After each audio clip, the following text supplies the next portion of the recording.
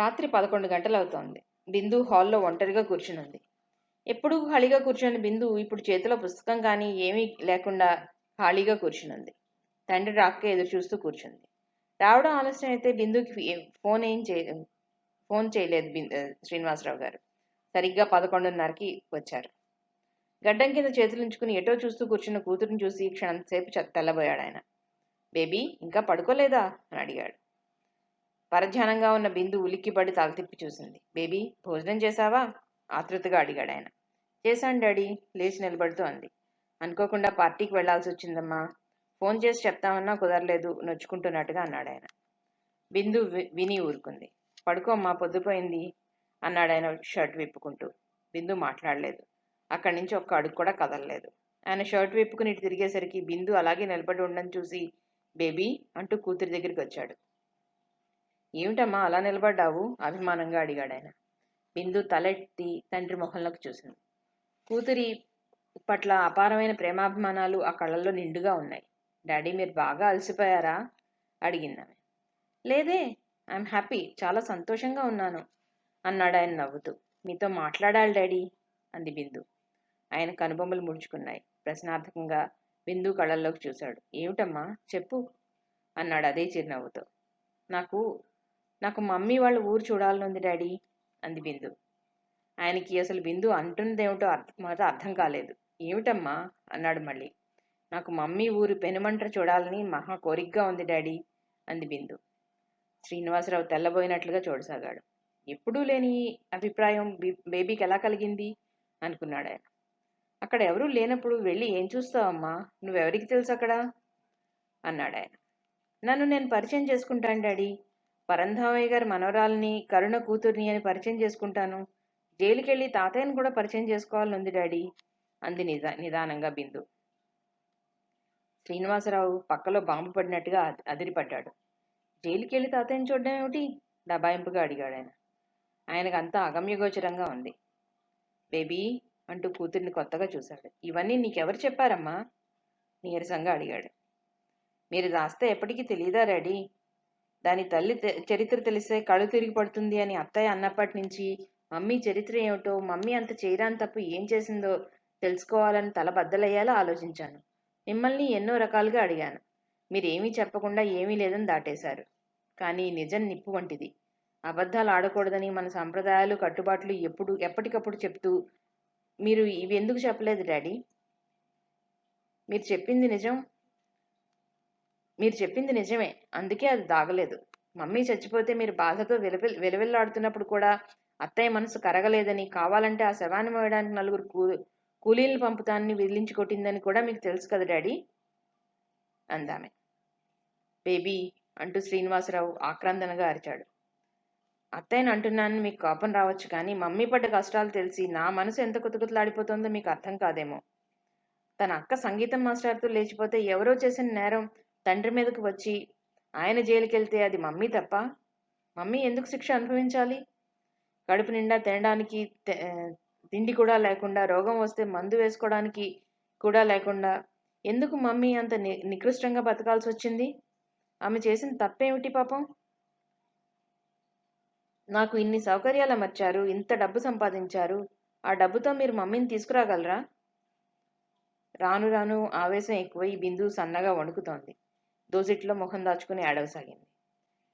Baby అంటూ శ్రీనివాసరావు తేరుకుని కూతురు పడిపోకుండా పట్టుకుని సోఫాలో కూర్చోబెట్టాడు.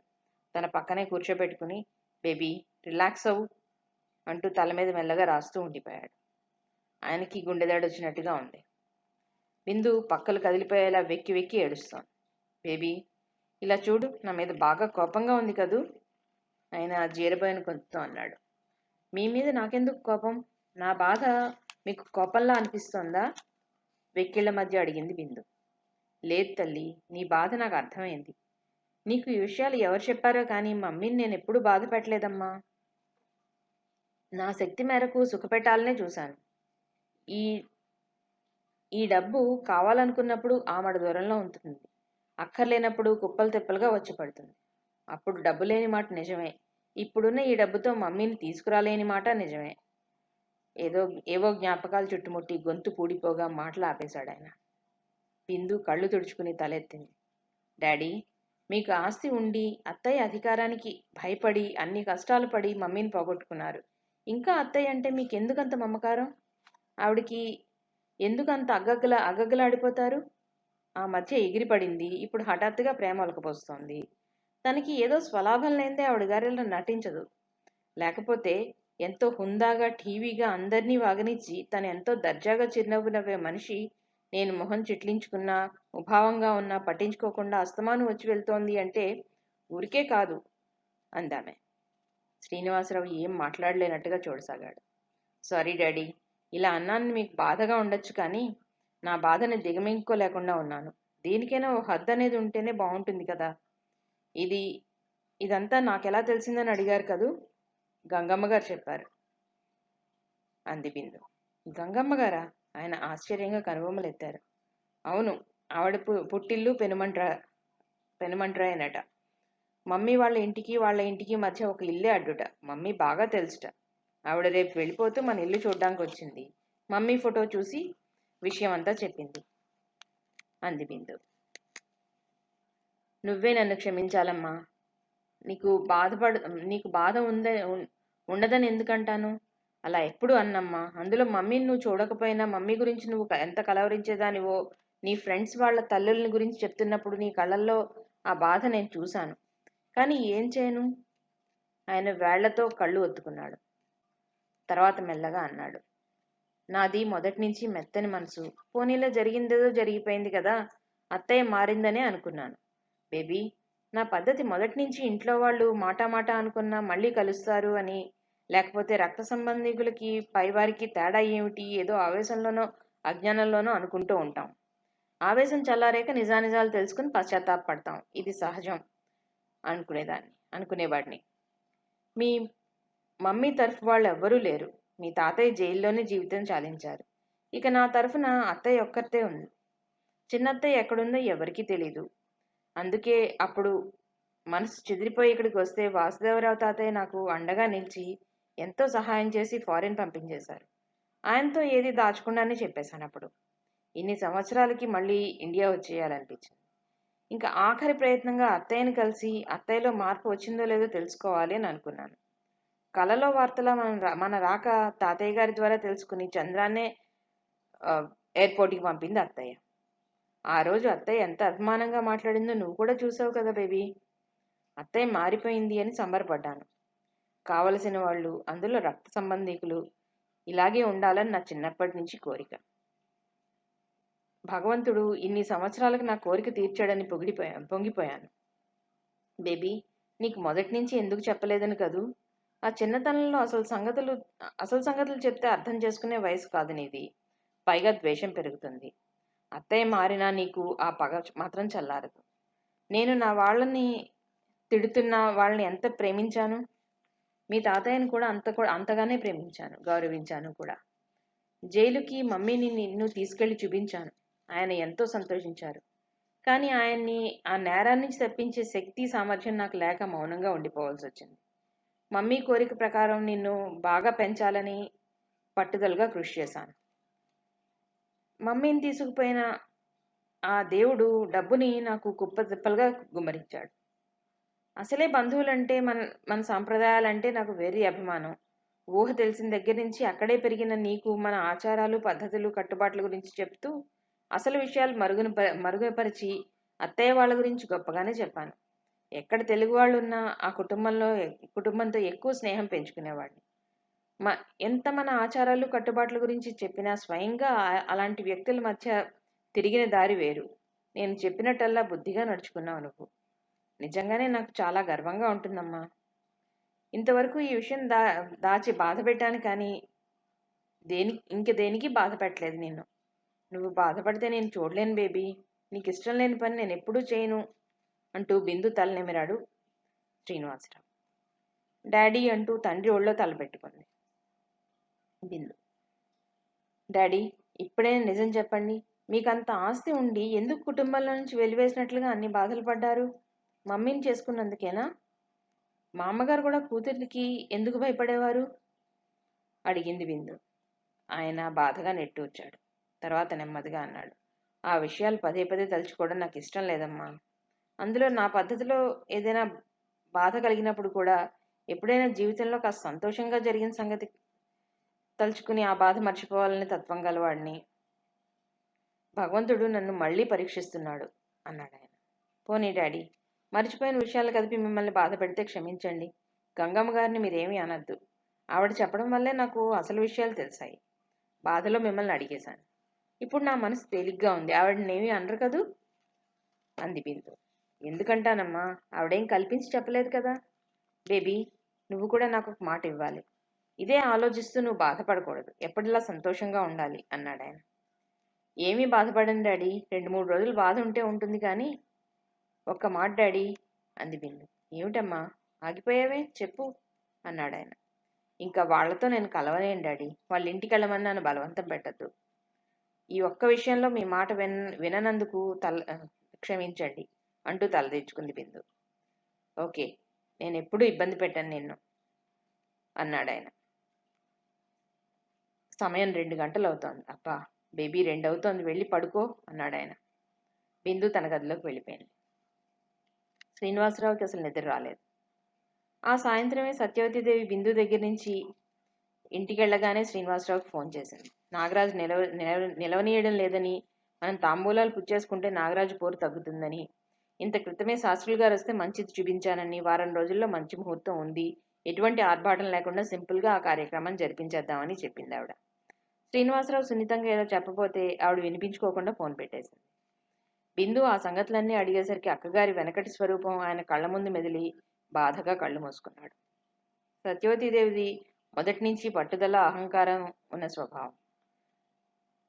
తన మాటే అందరూ వినాలి, తను గీసిన గీటు ఎవరూ దాటకూడదు, తన మాటే నెగ్గాలి, తనంత తెలివైంది, అందమైంది ఎవరూ లేరు అన్న అహంకారం చాలా ఉండేది ఆవిడికి. చిన్నప్పుడే తండ్రి పోవడం, ఉన్న 3 సంతానంలోకి సత్యవతీదేవి పెద్దది కావడం వల్ల తన మాట ఏదన్నా అన్నం నీళ్లు మాని భీష్మించుకుని కూర్చోవడం వల్ల తల్లికి పెద్ద కూతురు అంటే ఒక విధమైన భయంతో ఆమె ఏదంటే అది సాగనిచ్చేది. ఇంటి పెత్తనం, అధికారం అంతా సత్యవతీదేవిదే. సత్యవతీదేవికి భర్తతో కూడా పడేది కాదు. ఇద్దరు ఎప్పుడూ కీచులాడుకుంటూ ఉండేవారు. చంద్రం సంవత్సరం కుర్రాడుగా ఉన్నప్పుడే ఆమె భర్త యాక్సిడెంట్లో పోయాడు. 4 రకాలుగా వ్యాఖ్యానించారు. అది యాక్సిడెంట్ కాదని, భార్య బాధపడలేక ఆత్మహత్య చేసుకున్నాడని గుసగుసలాడుకున్నారు. సత్యవతీదేవి వేటిని లెక్క చేయలేదు. ఇంటి వ్యవహారాలన్నీ చూసుకునేది. తల్లి ఏదైనా చెప్పబోయినా వినేది కాదు, కసిరి కొడుతూ ఉండేది. కూతురి మొహంలోకి తిన్నగా చూడ్డానికే ఆవిడ భయపడేది. తల్లితో సహా అందరూ సత్యవతీదేవిది తండ్రి పోలిక, తండ్రి స్వభావం అనుకునేవారు. సత్యవతీదేవికి తన ముందు అందరూ చీమల్లా, దోమల్లా కనిపించేవారు. తన ఎదురుగా నిలబడి మాట్లాడడానికి అందరూ భయపడుతూ ఉంటే ఆవిడ గర్వంగా నవ్వుకునేది. శ్రీనివాసరావు మెత్తని మనసు కలవాడు, పెద్దలందు భయభక్తులున్నవాడు. అక్కగారు చెప్పినట్టే సంతోషంగా నడుచుకునేవాడే గాని అదేమిటి అని ఎప్పుడూ ఎదురు తిరిగేవాడు కాదు. చెల్లెలు దేవకికి మాత్రం అక్కగారి మితిమీరిన అథారిటీ నచ్చేది కాదు. కానీ ఆవిడికి ఎదురు నిలిచి బ్రతకడం కష్టం. తల్లి పిరికిది, అన్నగారు మెత్తవాడు. అక్కగారి అథారిటీకి తలవంచలేక తీవ్రంగా ఆలోచించేది. శ్రీనివాసరావు, కరుణ ఒకరినొకరు ప్రేమించుకున్నారు. అతను ఇంట్లో చెప్పే వారి అనుమతితోటే పెళ్లి చేసుకోవాలనుకున్నాడు. కానీ కరుణ అక్క సంగీతం మాస్టర్తో లేచిపోవడం, పంచాయతీ గొడవల్లో ఎవరినో చేసిన హత్యానేరం పరంధామయ్య మీద మోపి అతన్ని జైల్లో పెట్టడంతో కరుణ ఆత్మహత్య చేసుకోబోతుంటే శ్రీనివాసరావు వారించి ధైర్యం చెప్పి అప్పటికప్పుడు గుళ్ళో పెళ్లి చేసుకున్నాడు. కొత్త దంపతుల్ని సత్యవతీదేవి గుమ్మం ఎక్కనివ్వలేదు. తల్లికి ధైర్యం లేక మౌనంగా ఉండిపోయింది. శ్రీనివాసరావుని ఏమీ చెప్పనివ్వలేదు సత్యవతీదేవి. నీకు ఎవరూ లేరనుకుని చేసుకున్నావు, ఎవరూ లేనట్టే బతుకు, మగాడివైతే. హంతకుడి కూతురికి, లేచిపోయిన దాని చెల్లెలకి ఇంట్లో స్థానం లేదు అంటూ భళ్ళును తలుపు మూసేసింది. అన్నగారు చేసిన పనికి దేవకి చాలా సంతోషించింది, అభినందించింది కూడా. అన్నగారు పెళ్లి చేసుకోవడంతో కొంత ధైర్యం కలిగింది దేవకి. ఇంట్లో ఎలా చెప్పాలా అని ఎన్నాళ్ళ నుంచి తలబద్దలయ్యేలా ఆలోచించింది దేవకి. ఓ రోజు ఇంట్లో ఒక ఉత్తరం రాసి పెట్టేసి వెళ్ళిపోయి తను ప్రేమించిన వాడిని పెళ్లి చేసుకుంది. దాంతో సత్యవతీదేవి తన పెద్దరికాన్ని వాళ్ళు లెక్క చేయలేదని మండిపడింది. వాళ్ళ ఆచూకీ తెలుసుకుని పెద్ద వ్యవహారవేత్త అవడంతో ఆ చుట్టుపక్కల లేకుండా తరిమి కొట్టించింది. తన మాట లెక్క చేయని వాళ్ళు అలో లక్ష్మణ అంటూ ఏడుస్తారు అని కసిగా అనుకుంది ఆవిడ. శ్రీనివాసరావు ఎదురు తిరగకపోవడంతో ఆ ఆస్తంతా ఆవిడే దర్జాగా అనుభవించసాగింది. శ్రీనివాసరావుకి చాలా రోజులు ఉద్యోగం లేదు. ఇంటికి వెళ్ళినా అక్కగారి సంగతి తెలుసు. ఆవిడ మనసు కరగదు. నలుగురిలో అల్లరి పడితే తన ఇంటి పరువైపోతుంది అనుకుని ఏ చిన్న పని దొరికితే ఆ చిన్న పని చేసేవాడు. కరుణ పిల్లలకి ప్రైవేట్లు చెప్పేది. కరుణకి అస్తమాను అబార్షన్లు అవడంతో రాను రాను ఆరోగ్యం దెబ్బతిని ఆ ప్రైవేట్లు కూడా చెప్పలేకపోయింది. ఇల్లు గడవడం కష్టమైపోయేది. ఇంట్లో ఉన్నది భర్తకి పెట్టి తన ఆకలికి ఆగలేక తినేశానని చెప్పి తాగిన మంచినీళ్లే బ్రేవుమని తేల్చేది కరుణ. ఇంట్లో ఆ కాస్త బియ్యం కూడా లేనప్పుడు చేతిలో ఉన్న డబ్బులతో భార్యకి ఏదైనా తినడానికి తీసుకొచ్చి తను స్నేహితుడితో అక్కడే తినేశాను అని చెప్పి తెచ్చిన పలహారం రుచి గురించి వర్ణించి చెప్పేవాడు శ్రీనివాసరావు. భర్త తిన్నాడనుకునేది కరుణ. ఇలా గుట్టుగా సంసారం సాగించుకునేవాళ్ళు వాళ్ళిద్దరూ. ఆఖరికి ఒక చిన్న ఉద్యోగం దొరికింది. ఇంట్లో పొదుపుగా వాడుకుంటూ అంతవరకు అక్కడ ఇక్కడ చేసిన అప్పులు తీర్చుకునేవాళ్ళు వాళ్ళు. కరుణకి నెల తప్పింది. శ్రీనివాసరావు డాక్టర్కి చూపించి మందులు ఇప్పించాడు. ఈసారి గర్భం నిలిచింది. ఆ దంపతుల ఆనందం అంతా ఇంతా కాదు. పిల్లాడో పుట్టాక తీసుకెళ్లి చూపించాలని పసిపిల్లని చూసైనా అక్కగారి మనసు కరుగుతుందని ఆశపడ్డాడు శ్రీనివాసరావు. అతని ఆశ అడియాసే అయింది. ఆవిడ పాషాణ హృదయం కరగనే లేదు. పైగా ఆస్తిలో వాటాకొచ్చే రాబందులా కనబడ్డాడు శ్రీనివాసరావు ఇప్పుడు. బిందు పుట్టినప్పటి నుంచి కరుణ ఆరోగ్యం పూర్తిగా పాడైపోయింది. దానికి సాయం సరైన వైద్యం లేక మరీ క్షీణించిపోయింది. శ్రీనివాసరావు తన శక్తి మేరకు ఎంతో చేసేవాడు. ఇంకా పెద్ద పెద్ద ఊళ్ళకి తీసుకెళ్లే స్తోమత అతనికి లేకపోయింది. అందినంత వరకు అప్పు చేశాడు. తను తినడం మానేసి పసిపిల్లను చూసుకుని భార్యను చూస్తూ ఉండేవాడు. ఇక తను బతకదని, ఏ మందులకి ఖర్చు పెట్టద్దని కరుణ చెప్పింది. కరుణ, ఏం మాటలవి? నీకు తప్పకుండా తగ్గుతుంది. డాక్టర్ మందు మారుస్తానన్నారు అంటూ తన దుఃఖాన్ని ఆవేదనని దిగమింగి భార్యకి ధైర్యం చెప్పేవాడు శ్రీనివాసరావు. తర్వాత నెల రోజులకి కరుణ కళ్ళు మూసింది. శ్రీనివాసరావు కళ్ళ ముందు కటిక చీకటి వలయాల్లా తిరిగింది. అతని కళ్ళకి ఏదీ కనిపించలేదు, చెవులకి ఏమీ వినిపించలేదు. రంగనాథ్ అనే అతను శ్రీనివాసరావుకి తనకి చేతనైనంత సహాయం చేశాడు. అతనే అడ్రస్ కనుక్కుని సత్యవతీదేవి దగ్గరికి వెళ్ళాడు. ఇప్పుడు కావాల్సిన వాళ్ళ అవసరం ఏమిటో తెలిసొచ్చిందా? ఆ దిక్కుమాలిన దాని గురించి కదూ మమ్మల్ని అందరినీ వదులుకున్నాడు. అవును పాపం, అలాంటి దాన్ని శవం ముట్టుకోవడానికి కూడా ఎవరు ముందుకు రాలేదా? శవం మోయాలంటే నలుగురు కూలి వాళ్ళని పంపిస్తాను కావాలంటే అందావిడ. రంగనాథ్ మొదట తెల్లబోయాడు. ఆ తర్వాత కోపం ఆపుకోలేక సత్యవతీదేవిని దూషించి విసురుగా వచ్చేశాడు. రంగనాథ్ చెప్పింది విని చలనం లేని వాళ్ళ అయిపోయాడు శ్రీనివాసరావు. వాసుదేవరావు గారు అప్పుడు అక్కడ ఉన్నారు. ఆయన చిన్ననాటి స్నేహితుడి భార్య, కొడుకు, కోడలు కార్ యాక్సిడెంట్లో పోతే ఆ బాధకి తట్టుకోలేక ఆ స్నేహితుడు ఆత్మహత్య చేసుకోబోయాడు. అప్పటికి కూతురు పోయిన దుఃఖంలో ఉన్న స్నేహితుడిని ఓదార్చడానికి వచ్చాడు ఆయన వచ్చేసరికి ఆ స్నేహితుడు చావు బ్రతుకుల మధ్యలో ఉన్నాడు. ఆ స్నేహితుడు కోలుకునే వరకు ఉన్నారు ఆయన. అదే ఆ హాస్పిటల్లో కరుణ మరణించింది. రంగనాథ్ ద్వారా శ్రీనివాసరావు చరిత్ర తెలుసుకుని అతన్ని ఓదార్చి తనతో తీసుకెళ్లారు ఆయన. కొన్నాళ్లు ఆయన దగ్గరే పనిచేశాడు శ్రీనివాసరావు. కానీ అతను లోపల దిగులుగా ఉండేవాడు. విదేశాల్లో ఉన్న వాసుదేవరావు గారి స్నేహితుడు మంచి ఎలక్ట్రికల్ ఇంజనీర్ ఉంటే చెప్పు, మాకు చాలా అవసరం, మంచి ప్రోత్సాహం కూడా ఇస్తాం అనేసరికి ఆయనకి వెంటనే శ్రీనివాసరావు మదిలో మెదిలాడు. అలా శ్రీనివాసరావుని ఆయన విదేశాలకు పంపించేశారు.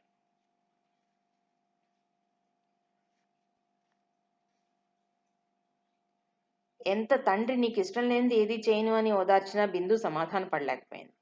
తల్లి మొహం దీనంగా, బాధగా, వేదనగా కళ్ల ముందు మెదిలి వెర్రి బాధ కలిగేదానికి.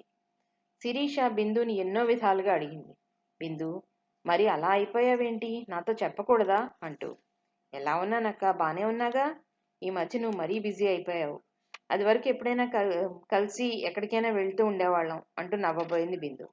ఆ నవ్వు కల్పించుకున్న నవ్వులాగానే ఉంది, కానీ సహజంగా లేదు. బిందు, నేను కాస్త అలసటగా ఉంటేనే నువ్వు గిరగిల్లాడేదానివి, ఎప్పుడు నవ్వుతూ నలుగురిని నవ్విస్తూ ఉండేదానివి. ఒక్కసారిగా ఇలా అయిపోయావంటే ఏదో బలమైన కారణమే అయి ఉంటుంది. రహస్యమా బిందు? శిరీష అభిమానంగా అడిగేసరికి బిందు ఇంక ఓర్చుకోలేకపోయింది. సుధీర్ విషయం తప్ప అంతా చెప్పేసి ఏడ్చింది. బిందు ఎంతోసేపు శిరీష ఎంతోసేపు ఓదార్చాక బిందు సర్దుకుంది. ఇప్పుడు అవన్నీ పదే పదే తలుచుకుని బాధపడకూడదు. ఇష్టం లేకపోతే అలాంటి వాళ్ళకి దూరంగా ఉండాలంతే అంది శిరీష. లేకపోతే ఇంకా వాళ్ళ దగ్గరికి వెళ్తానా? వాళ్ళతో నేను అసలు మాట్లాడను.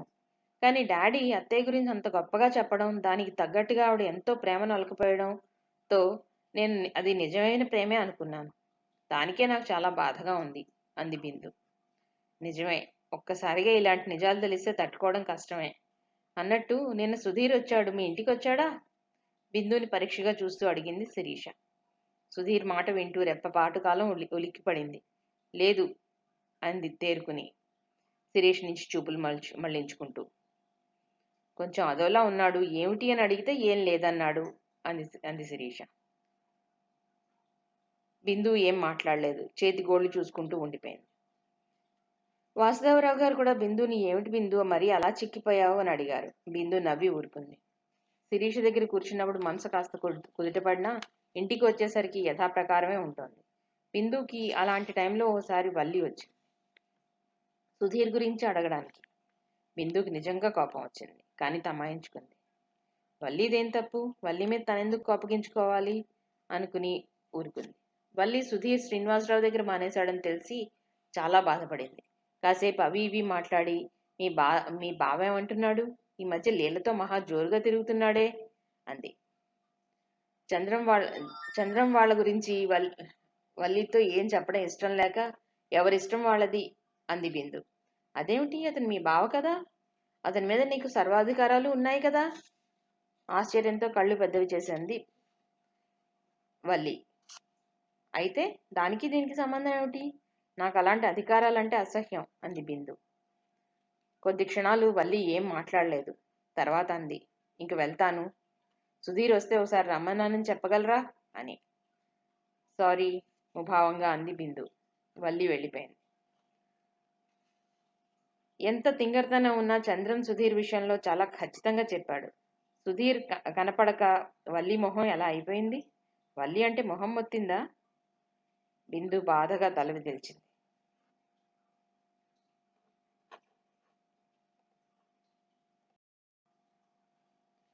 సత్యవతీదేవి వచ్చినా బిందు నిర్లక్ష్యంగా ఉండిపోతుందే గాని మాట్లాడదు. సత్యవతీదేవి ఒకరోజు బిందుకి పట్టుచీరలు ఏ రంగులో కావాలో, నెక్లెస్ ఏ డిజైన్లో కావాలో అడగడానికి వచ్చింది. అప్పుడు బిందు ఇంట్లో లేదు. శ్రీనివాసరావు నెమ్మదిగా చెప్పాడు, బేబీ ఇప్పుడప్పుడే పెళ్లి చేసుకోదుట, తనకి ఇష్టం లేనప్పుడు బలవంతం చేయడం నాకు ఇష్టం లేదు అని. సత్యవతీదేవి తలకిందులేనట్టుగా చూసింది తమ్ముడిని. ఇంతవరకు చేద్దాం అడుగుతాను అన్నవాడు ఒక్కసారి అలా చెప్పేసరికి తల తిరిగిపోయింది. ఎందుకుట? ఆ సుధీర్ ఇంకా వస్తున్నాడా? ఆవిడ గొంతులో తీవ్రత ధ్వనించింది. శ్రీనివాసరావు అక్కగారి మొహంలోకి చూశాడు. ఆ కళ్ళల్లో ఎర్ర జీర ప్రవేశించింది. చూపుల్లో లీలగా పదును తారట్లాడుతోంది. ఆ సుధీర్ రాకకి బేబీ ఇప్పుడెప్పుడే పెళ్లి చేసుకోనడానికి ఏమీ సంబంధం లేదు. తొందరే ఉంది. బేబీకి ఏమంత వయసు అయిందని? తనకి ఇష్టమైనప్పుడే చేయాలనుంది నాకు కూడా అన్నాడు ఆయన. సత్యవతీదేవి శ్రీనివాసరావు అలా మాట్లాడతాడని ఊహించలేదు. అది వరకు సర్ది చెప్పేవాడు, ఇప్పుడు నిర్మోహమాటంగా మాట్లాడుతున్నాడు. ఆవిడ తమ్ముడిని 4 దులిపేయాలనుకుంది. మళ్ళీ ఏమనుకుందో తమాయించుకుని మౌనంగా ఉండిపోయింది. ఎవరో రావడంతో శ్రీనివాసరావు డ్రాయింగ్ రూమ్లోకి వెళ్ళాడు. సత్యవతీదేవి దీర్ఘంగా ఆలోచిస్తూ ఉండిపోయింది. ఆయన వెళ్ళిన 5 నిమిషాలకి బిందు వచ్చింది. సత్యవతీదేవిని దూరం నుంచే చూసి క్షణంలో సగం సేపు ఆగిపోయి వెంటనే ఆవిడ్ని గమనించినట్లుగా తన గదిలోకి వెళ్ళిపోయింది. సత్యవతీదేవి కొళ్ళు మండిపోయింది.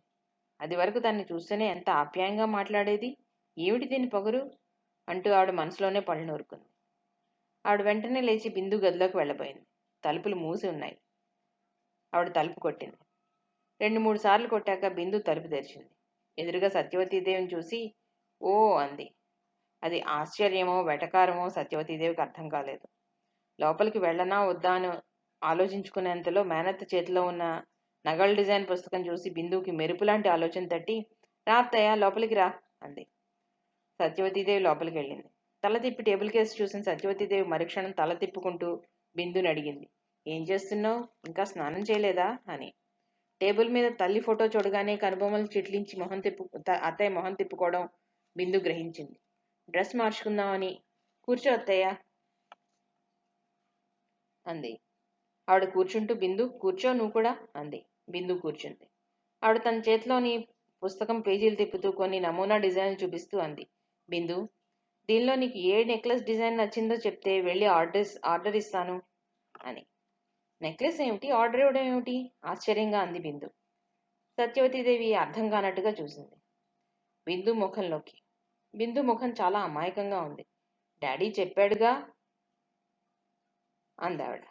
ఏమిటి చెప్పడం? మధ్యలోనూ అడిగింది తెల్లబోతున్నట్టుగా బిందు. అదేమిటి బిందు, వచ్చే ఆదివారం ఎంగేజ్మెంట్. ఆ రోజుకి ఏదైనా నగ చేయించాలిగా అందావిడ. ఎవరికి, ఎవరితో? ఇంకా ఆశ్చర్యంగా అడిగింది బిందు. ఎవరికేమిటి? నీకే, బావతో అందావిడ. నాకు ఇప్పుడప్పుడే వివాహం చేసుకోవడం ఇష్టం లేదని డాడీకి చెప్పాను కదా అంది బిందు. అదేమిటమ్మా, ఏ వయసులో జరిగే ముచ్చట ఆ వయసులో జరగాలి. అప్పుడే అందం. నువ్వంటే బావకు ఎంతో ఇష్టం. నువ్వు కాదంటున్నావని డాడీ ఒకటే బాధపడుతున్నాడు. వాడికి ఒక్కగానొక్క పిల్లవి. నాకు మాత్రం 10 మంది ఎవరున్నారు? మీరిద్దరూ చిరకాగోరికల్లో తిరుగుతూ ఉంటే మాకు చూడాలనుంది. బిందు భుజం మీద అభిమానంగా చేయి వేస్తూ అందావిడ. ఆవిడ చెప్తున్నంతసేపు బిందు ఎంతో శ్రద్ధగా బుద్ధిమంతురాలలా వింది. తర్వాత ఎంతో బాధపడుతుందానిలా మొహం పెట్టి నెమ్మదిగా అంది. నీ అభిమానానికి తట్టుకోలేకపోతున్నాను అత్తయ్య. ఇంత అభిమానాన్ని చూపించి నిన్ను మోసం చేయడం, బాధకి గురిచేయడం మహాపాపం. ఆ పాపం నేను చేయదలుచుకోలేదు. ఏమిటి బిందు, మోసం ఏమిటి, పాపం ఏమిటి? ఆవిడకి బిందు మాటలు అర్థం కాలేదు. నేను అంగీకరిస్తే నిన్ను మోసం చేయడమే అవుతుంది అత్తయ్య. మీది పరుగుగల కుటుంబం. అలాంటి పరుగుగల ఇంటికి నాలాంటి అమ్మాయి కోడలుగా రావడం మీకు అవమానం కదూ అంది బిందు. బిందు, ఆవిడికంతా అయోమయంగా అనిపించింది. నీది మంచి మనసే, కానీ మా మమ్మీ చరిత్ర తెలిస్తే కళ్ళు తిరిగి పడిపోతావు అంది ఓరగా మేనత్తను చూస్తూ బిందు. ఆ మాటతో అదిరిపడింది సత్యవతీదేవి. ఆ ఉలికిపాటుని కప్పిపుచ్చుకుంటూ ఏదో అనబోయింది. వెంటనే బిందు అంది. మంచివాళ్ళని అస్సలు మోసం చేయకూడదు అత్తయ్య. మా మమ్మీ చరిత్ర వింటే నీకు మతిపోతుంది. ఇంటికి కోడలుగా తెచ్చుకునే పిల్ల చరిత్ర తెలుసుకుని మరీ చేసుకోవాలంటారుగా. పిల్లని ఇచ్చేటప్పుడు కూడా ఆ ఇంటి చరిత్రను తెలుసుకుని మరీ పిల్లనివ్వాలి అంటారు అంది. సత్యవతీదేవి బిందు మొహంలోకి చాలా పరీక్షగా చూసింది. ఆ ముఖం మామూలుగానే అనిపించింది ఆవిడికి. నువ్వంటే బావకి నాకు ప్రాణం. నా తమ్ముడి కూతురు నా ఇంటి కోడలవడం నాకు ఎంతో ఆనందం అందావిడ. మీ తమ్ముడి కూతుర్నే కాదు, మరదల కూతుర్ని కూడా కదా. ఇంతవరకు మమ్మీ చరిత్ర తెలియక నీ అభిమానాన్ని నిస్సంకోచంగా అందిపుచ్చుకున్నాను. డాడీ కూడా మమ్మీ గురించి ఎప్పుడూ చెప్పలేదు నాకు. బహుశా మమ్మీ చరిత్ర వింటే కళ్ళు తిరిగి పడిపోతాను అనుకున్నారేమో అంది బిందు. బిందు అందావిడ. ఆవిడికి ఏదో చిన్న అనుమానం లాంటిది కలిగింది. అవునత్తయ్య, అందుకే ఇన్నాళ్ళు మిడిసిపడ్డాను. నా గురించి నీకు సరిగ్గా తెలీదు అంది బిందు. బిందు అలా ఎందుకు అంటోందో ఆవిడకి అర్థమైపోయింది. బిందు ఇంతవరకు అమాయకంగా నటించిందని కూడా ఆవిడకి అర్థమైంది. మనసు కోపంతో కుతకుతలాడిపోయింది. ఇంత ఇంత చిన్న పిల్ల దీనికి తెలివితేటలా, ఎంత చమత్కారం నేర్చింది అనుకుంది ఆవిడ. అత్తయ్య, కాఫీ తీసుకొస్తాను అంది బిందు. ఇంత క్రితమే తీసుకున్నాను, నువ్వు విశ్రాంతి తీసుకో అనేసి వెంటనే బయటకు వచ్చేసింది. డ్రాయింగ్ రూమ్లోంచి మాటలు వినిపిస్తున్నాయి. ఆవిడ సోముతో చెప్పి వెళ్ళిపోయింది. విసురుగా వస్తున్న తల్లిని చూసి ఏమైందమ్మా, ఏమిటి అని అడిగాడు చంద్రం. అతను అంత క్రితమే వచ్చాడు. ఆవిడ తిన్నగా తన గదిలోకి వెళ్ళిపోయింది. చంద్రం తల్లి వెనకే ఆవిడ గదిలోకి వెళ్ళాడు. ఆవిడ చేతిలో పుస్తకం టేబుల్ మీద గిరాటేసి మంచం మీద కూర్చుంది. అమ్మా, మావయ్య ఇంటికి వెళ్ళావా? ఏదో జరిగింది అనుకుంటూ అడిగాడు చంద్రం. ఆ అంది ఆవిడ. ఆవిడ మొహం ఎర్రగా గీసిన కందలా ఉంది. మావయ్య ఏమన్నాడు? బిందు ఇంట్లో ఉందా? ఆతృతగా అడిగాడు అతను. ఆ బిందు చాలా పెద్ద జానరా. తల్లిని మించింది. దానికి ఎంత పొగరు, ఎంత అహంకారం. మనిషికి నదురు బెదురు లేదు అందావిడ. ఆవిడ పెదాలు రోషంతో అదురుతున్నాయి. అత్తయ్య అంటూ లోపలికి పిలిచి అమాయకంగా మొహం పెట్టి ఎంత గడుస్తనంగా దెబ్బ కొట్టింది. ఆవిడ కోపాన్ని తిప్పుకోలేకపోతాను. బిందు ఏమందమ్మా, నిన్నేమైనా అవమానించిందా? అర్థం కాక అడిగాడు చంద్రం. ఈరోజు ఎగిరిపడగానే సరి అనుకుంటోంది. దానికి బుద్ధి చెప్పకుండా వదులుతానా అంటూ బిందు మాటలు, ప్రవర్తన అంతా చెప్పింది సత్యవతీదేవి. మావయ్య ఏమన్నాడు అడిగాడు చంద్రం. కూతురికి ఇష్టం లేనిది బలవంతం చేయడం ఇష్టం లేదుట. ఆహా, చంద్రం పళ్ళు నూరాడు. ఆ తండ్రి కూతుళ్ళకి ఎలా బుద్ధి చెప్పాలో నాకు బాగా తెలుసు. ముఖ్యంగా ఆ బిందుని క్షమించత్తయ్యా అని నీ కాళ్ళ మీద పడేలా చేయకపోతే నా పేరు చంద్రమే కాదు. బిందుని చాలా రోజుల నుంచే గమనిస్తున్నాను. మహా ఎగిరి పడుతోంది అన్నాడు అతను. బిందు మాటలు చూస్తుంటే ఆ రోజు మన మాటలు విన్నట్టుగా అనిపిస్తోంది అందావిడ. వెన్ని, మనం ఏమన్నా తప్పు మాట అన్నావా? మావయ్యకైనా బుద్ధుండక్కర్లేదా? దీన్ని బట్టి మావయ్య ఏమీ చేతగాని వాడు అని అర్థమవుతోందిగా. బిందు తనకి దక్కదన్న ఉడుకుమొత్తనంతో పిచ్చి పిచ్చిగా వాగడం మొదలెట్టాడు చంద్రం. తల్లి మౌనంగా ఉన్న చంద్రం ఊరుకోలేదు. డబ్బుండగానే సరి అనుకుంటోందా? నా అనేవారి అండదండలు లేకపోతే బ్రతకడం ఎంత కష్టమో తెలియదు పాపం. త్వరలోనే తెలియజేస్తాను అనేసి తన గదిలోకి వెళ్ళిపోయాడు అతను. ఆ గదిలో ఆలోచిస్తూ తీవ్రంగా పచారులు చేయసాగాడు అతను. శ్రీనివాసరావు జరిగిన సంగతులన్నీ వాసుదేవరావు గారికి చెప్పేశారు. అక్కయ్యకి బాగా కోపం వచ్చింది. అక్కయ్య నిజంగా మారిపోయింది అనుకున్నాను. తుఫాన్లో ఆ ఆస్తి నష్టం రావడంతో ఆ పిత్రార్జితంతో పాటు కోపం కూడా పోయిందని ఎంతో ఆనందించాను. కానీ నేను చాలా పొరపడ్డానని అర్థమైంది బాధగా అన్నాడు శ్రీనివాసరావు. బాధపడకు శ్రీనివాస్, నువ్వు ఇప్పుడు తెలుసుకున్నావు. నేను ఎప్పుడో గ్రహించాను. నీ నమ్మకం పోగొట్టి నిన్ను చిన్నబొచ్చడం ఎందుకని ఊరుకున్నాను. అందుకే అది వరకు బిందు పుట్టినరోజు నాడు పెళ్లి మాట మీ అక్కయ్యతో అంటాను అంటే బిందును అడిగి మరీ చెప్పమన్నాను. పోనీలే, బాధపడకు. అన్నీ మర్చిపోయి నువ్వింత అభిమానంగా ఉన్నందుకైనా ఆవిడ కోపాన్ని తగ్గించుకుంటే ఎంతో బాగుండేది. కొంతమంది అంతే, అభిమానుల్ని చివరిదాకా గుర్తించలేరు ఓదారుస్తున్నట్టుగా అన్నారాయన. చాలాసేపు ఆయన దగ్గర కూర్చున్నాడు శ్రీనివాసరావు. ఆయన మాటలు వింటుంటే తన బాధను కొంత మర్చిపోయాడు కూడా. నాగరాజు ఒంటరిగా కనపడకుండా శిరీష ఎంత జాగ్రత్త తీసుకున్నా ఒకసారి ఎవరూ లేని సమయం కనబట్టి వచ్చి తన మామూలు పాఠం చెప్పడం మొదలెట్టాడు నాగరాజు. శిరీష్ గట్టిగా ఎదురు తిరిగేసరికి తిక్కరేగి తన అసలు స్వరూపం బయటపెట్టాడు. నిన్నేం చేస్తానో చూడు, నువ్వు ఆ ముసలాడు నలుగురిలో తలెత్తుకోలేని విధంగా నీ పరువును బజారుకి ఈడుస్తాను అంటూ శపథం చేస్తున్నట్లుగా అని ఆగ్రహంగా వెళ్ళిపోయాడు అతను. ఆ బెదిరింపులకి శిరీష బెదరలేదు. మహేంద్ర ఆరోగ్యం పూర్తిగా బాగుపడింది. అతను వెనకట్లా నిరుత్సాహంగా కాకుండా ఎంతో ఉత్సాహంగా ఉంటున్నాడు. ఇప్పుడు ఇంచుమించుగా సుధీర్ దగ్గరే ఉంటున్నాడు. ఎప్పుడైనా ఇంటికెళ్ళి వాళ్ళకి ఏ లోటు రాకుండా అన్నీ అమరుస్తూ ఉంటాడు. ఓసారి తల్లి మండిపడింది. ఇంత డబ్బు మా మొహాన్ని పడేస్తే అయిపోతుంది అనుకుంటున్నావేంటి అని. ఇంకేం కావాలో చెప్పమ్మా అన్నాడు శాంతంగా అతను. కొడుకు పెళ్లి ఎప్పుడని అందరూ పీకేస్తున్నారు. వాళ్ళకి సమాధానం చెప్పలేకపోతున్నాను నేను అందావిడ. పీకు తినేవాళ్ళకి ఏదో రకంగా పీకు తింటూనే ఉంటారమ్మా, వాళ్ళ మాటలు పట్టించుకోకు అన్నాడు మహేంద్ర. తల్లి తనని ఇంట్లో ఉండమని కోరుతోందని అనుకున్న అతను ఆవిడ అభియోగం వినేసరికి చాలా బాధగా అనిపించింది. కొడుకు బాధతో ఆవిడికి పనిలేదు. నలుగురు పీకుతున్నారు కాబట్టి పెళ్లి చేసుకోవాలి అంతే. అక్కడే ఉంటే తను ఏదో ఒకటి అంటాడు, తల్లికి కోపం వస్తుంది. ఎందుకు మాట అనుకోవడం అనుకుంటూ మహేంద్ర రాత్రి పార్టీ ఉందని వచ్చేసరికి ఆలస్యం అవుతుందని చెప్పి బయటికి వచ్చేశాడు. మహేంద్ర శిరీషకి ఏదైనా మంచి బహుమతి ఇవ్వాలని ఉన్నా ఏం ఇవ్వాలో తెలియక చాలా రోజులు ఆలోచించి మంచి ఖరీదైన నిర్మల్ పెయింటింగ్ తీసుకెళ్లి ఇచ్చాడు. శిరీష దాన్ని తీసుకోవడానికి అంగీకరించలేదు. సుధీర్ నాకు మంచి స్నేహితుడు. సుధీర్ స్నేహితులు కాబట్టి మీరు కూడా నాకు స్నేహితులే. డాక్టర్గా నేను కొన్ని సలహాలు ఇచ్చాను మీకు అంతే. అవి పాటించి మీరు పరిపూర్ణ ఆరోగ్యవంతులైనందుకు డాక్టర్గా నాకు కూడా చాలా సంతోషంగా ఉంది అందామె. సుధీర్ నాకు ఆప్తుడు, ప్రియమిత్రుడు. సుధీర్కి ఆప్తులైన వాళ్ళు నాకు ఆప్తులు కాదంటారా ధైర్యంగా అడిగాడు మహేంద్ర. శిరీష తలెత్తి అతని కేసు చూసింది.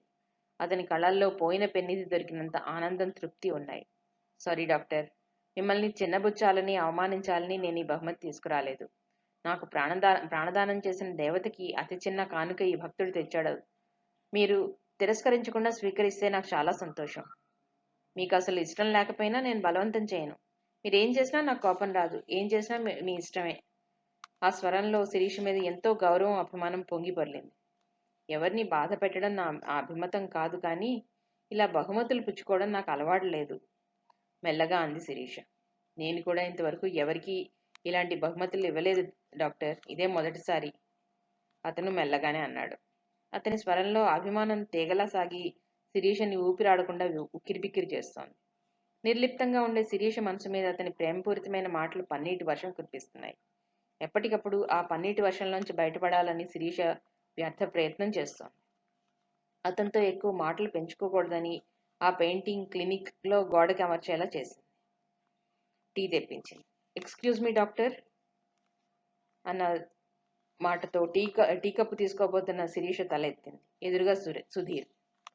రండి చిరునవ్వుతో ఆహ్వానించింది. సుధీర్ వద్దన్న వినకుండా మళ్ళీ టీ తెప్పించింది ఆమె. ఎప్పుడు టీతోనే సరిపెట్టిస్తున్నారు, స్వీట్స్ ఎప్పుడు తెప్పించరేం డాక్టర్ అన్నాడు సుధీర్. శిరీష కొంచెం ఆశ్చర్యంగా చూసింది. సుధీర్ కళ్ళల్లో శిరీష పట్ల గౌరవమే ఉంది. మీకు స్వీట్స్ అంత ఇష్టం అని నాకు తెలియదు అందామె. మీ చేత్తో ఇచ్చే స్వీట్ తినాలని నాకు చాలా కోరికగా ఉంది డాక్టర్.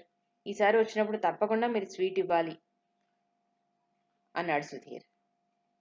మహేంద్ర అభిప్రాయం సుధీర్కి తెలిసిపోయింది. అందులో శిరీష గురించి తెలుసుకుని మహేంద్ర శిరీష అంటే ఇష్టపడ్డంతో అతనికి ఇద్దరు విరక్తి చెందిన వ్యక్తులు ఒకటైతే ఒకరినొకరు అర్థం చేసుకుని హాయిగా ఉంటారని ఆనందించాడు. అక్క అంటూ హడావిడిగా వచ్చిన బిందు అక్కడ సుధీర్ని చూసి ఆగిపోయింది. సుధీర్ తల తిప్పి చూశాడు. అప్పటికే సుధీర్ నుంచి చూపులు మళ్లించుకుంది. వెంటనే చెకప్ చేసే రూంలోకి వెళ్ళిపోయింది. బిందు మొహం ఆందోళనగా ఉండడం గ్రహించిన శిరీష వెంటనే లేచి లోపలికి వచ్చి ఏమైంది బిందు అని అడిగింది.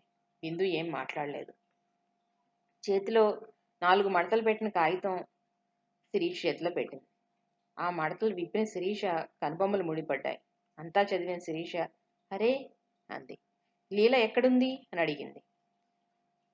జయా నర్సింగ్ హోంలో చావు బతుకుల మధ్య ఉంది. వాళ్ళ మమ్మీ ఒకటే గోల. ఆవిడని పట్టుకోవడం కష్టమైపోతోంది. నువ్వు వెంటనే రావాలక్క. లీల ఏమవుతుందోననే బాధ ఒకటి, ఏం కేసు వస్తుందనే భయం ఒకటి ఆవిడని నిలవనివ్వడం లేదు. కొడుకులు కూతుళ్ళు తిడుతున్నారట. వాళ్ళు మనుషులో రాక్షసులో అర్థం కావడం లేదు. నిన్న సాయంత్రం వచ్చింది, ఏం చెప్పలేదు అంది బిందు. ఉండు ఇప్పుడే వస్తాను అని 5 నిమిషాల్లో వచ్చింది శిరీష. ఆ ఉత్తరం లీల బిందుకి రాసింది. 10 పంక్తుల్లో తన బాధని ఆవేదనని బిందుకు చెప్పుకుంది. బిందు, ఈ ఉత్తరం చూసి నవ్వకు, నన్ను అసహ్యించుకోకు. చంద్రం మాయమాటలు చెప్పి నన్ను లోబర్చుకుని సర్వనాశనం చేశాడు. నాకు నెల తప్పింది. ఆ సంగతి చెప్పి పెళ్లి చేసుకోమంటే నిన్నెవడు చేసుకుంటాడు? నువ్వెంతమందితో తిరిగావో అన్నాడు. నా గురించి ఎన్నో అవమానాలను భరించిన అమ్మకి ఎలా మొహం చూపించను? ఈ విషయం మా ఇంట్లో తెలిస్తే నన్ను రాళ్లతో కొట్టి చిత్రహింస చేస్తారు. అందుకే ఈ లోకాన్ని విడిచి వెళ్ళిపోతున్నాను. బిందు, మొదట్లో అతను ఎంత తీయగా చెప్పాడో తెలుసా? దానికి సాయం నువ్వు చంద్రాన్ని పెళ్లి చేసుకునే ఉద్దేశం లేదని చెప్పావు. అతను అదే చెప్పాడు. మేనత్త మేనమామల పిల్లలు పెళ్లిళ్ళు చేసుకోవాలని రూల్ లేదన్నాడు.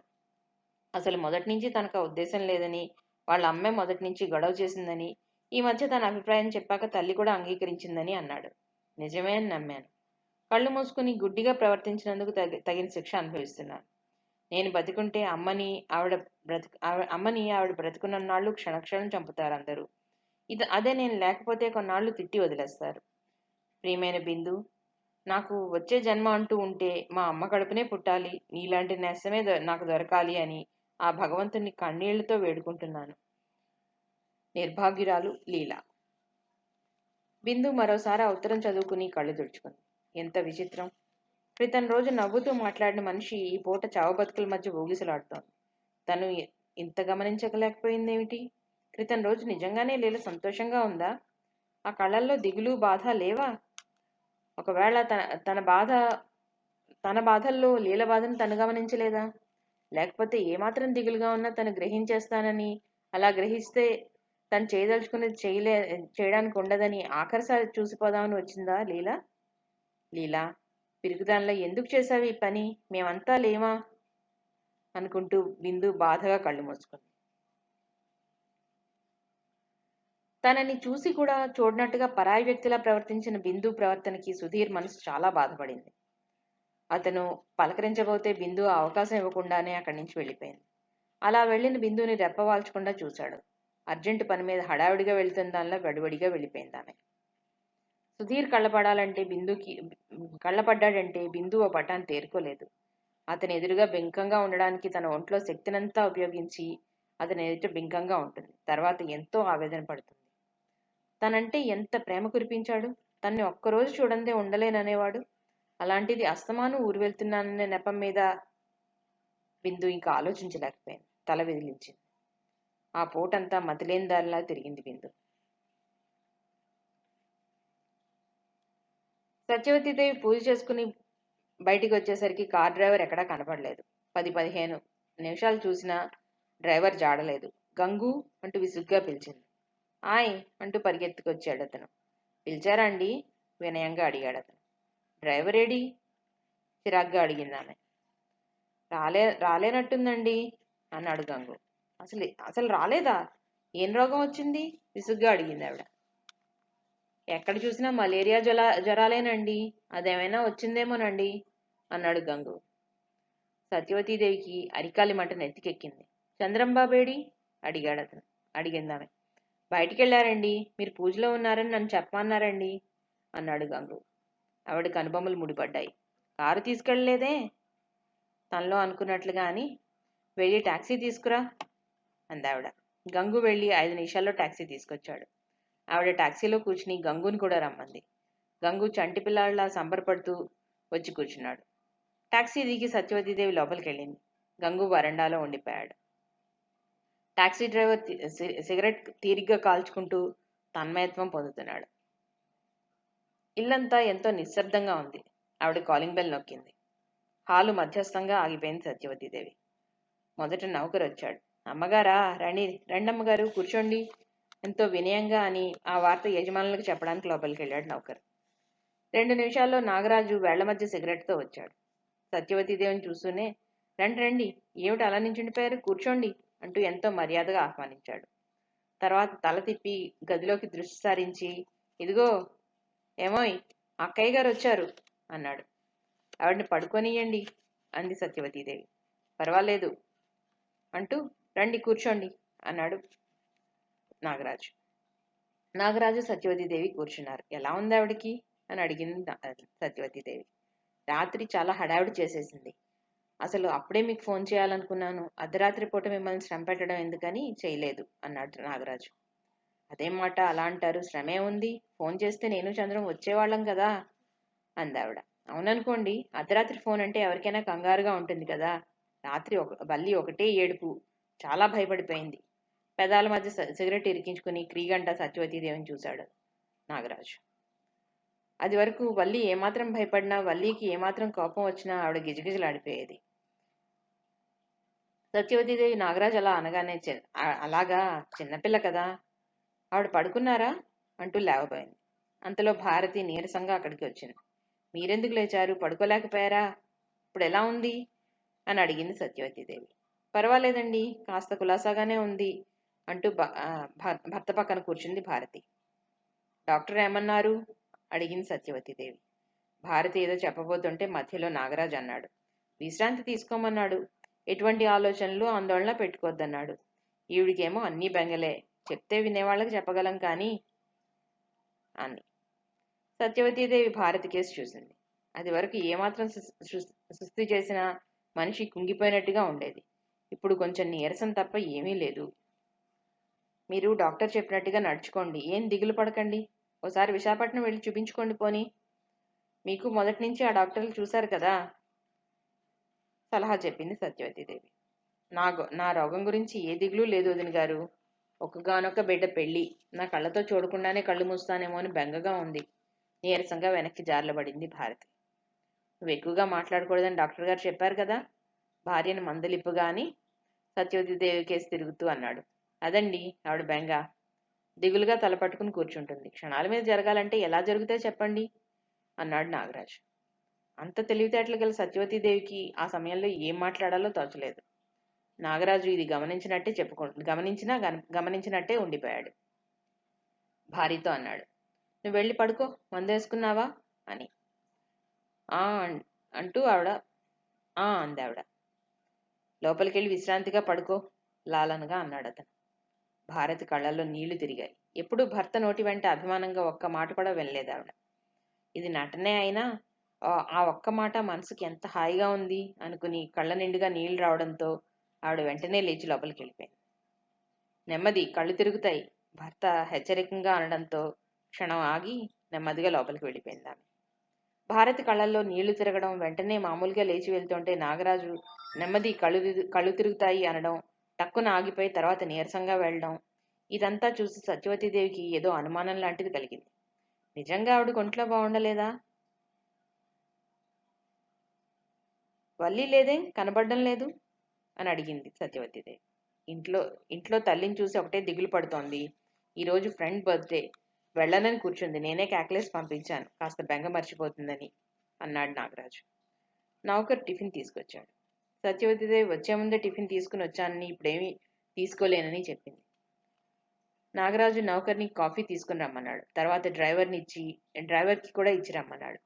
డ్రైవర్ ఈరోజు రాలేదు, టాక్సీలో వచ్చాను అంది ఆవిడ. ఈ రోజుల్లో డ్రైవర్కి రోజుకో కొత్త రోగం వస్తోంది. మా మా డ్రైవర్ 2 రోజుల నుంచి రావడం లేదు అన్నాడు అతను. ఆవిడ కూడా ఏం మాట్లాడలేదు. నౌకర్ ఎవరో వచ్చారని చెప్పాడు. తుఫాన్ బాధితుల సహాయార్థం ఎవరో చాలా మందే వచ్చారు. మీరు లోపల కూర్చోండి, వాళ్ళని పంపించేసి వస్తాను అన్నాడు నాగరాజు. ఆవిడ భారతి గదిలోకి వెళ్ళింది. ఆవిడ అక్కడ లేకపోవడంతో పక్కనే ఉన్న లైబ్రరీ గదిలోకి వెళ్ళి కూర్చుంది. ఆవిడకి ఏమిటో ఇల్లంతా అతి నిశ్శబ్దంగా ఉన్నట్టుగా అనిపించింది. వల్లి ఇంట్లో లేకనేమో అనుకుంది మళ్ళీ. వల్లి 10 మంది పెట్టలాగా హడావిడి చేస్తూనే ఉంటుంది. 10 నిమిషాల్లో నాగరాజు వచ్చాడు. వస్తూనే రోజుకి 10 రకాల చందాలు వసూలు చేస్తారు. ఎంత ఎంత ఆ దేవుడికి ప్రజలకి చేరుతుందో, 10 పరక ఇస్తే చాలదు, 100 1000 కావాలి. అతను బీరువా పక్కనే ఉన్న కుర్చీలో కూర్చుంటూ అన్నాడు. దొరికిన వారి దగ్గరే వసూలు చేస్తారు, ఆ నేర్పు వాళ్ళకు ఉంటుందిలేండి అంది సత్యవతీదేవి. నాగరాజు కూర్చుంటూ అన్నాడు. ఆవిడ పరిస్థితి చూశారు కదా, ఆవిడ దిగులు చూశారు. డాక్టర్ కూడా చెప్పాడు ఆవిడ దేనికి బాధపడినా ప్రమాదం అని. ఆవిడని పువ్వులా చూసుకుంటేనే దక్కుతుంది, లేకపోతే లాభం లేదని చెప్పేశాడు. అసలు రాత్రి మిమ్మల్ని పిలిచి అప్పుడే తాంబూలాలు పుచ్చుకోమంటుంది, అర్ధరాత్రి ఏమిటి అని కేకలేశాను నేను అన్నాడు. నాగరాజు ఉదయమే ఫోన్ చేసి ఎందుకు రమ్మన్నాడో అర్థమైంది ఆవిడకి. ఆవిడ అసలే కంగారు మనిషి. అయినా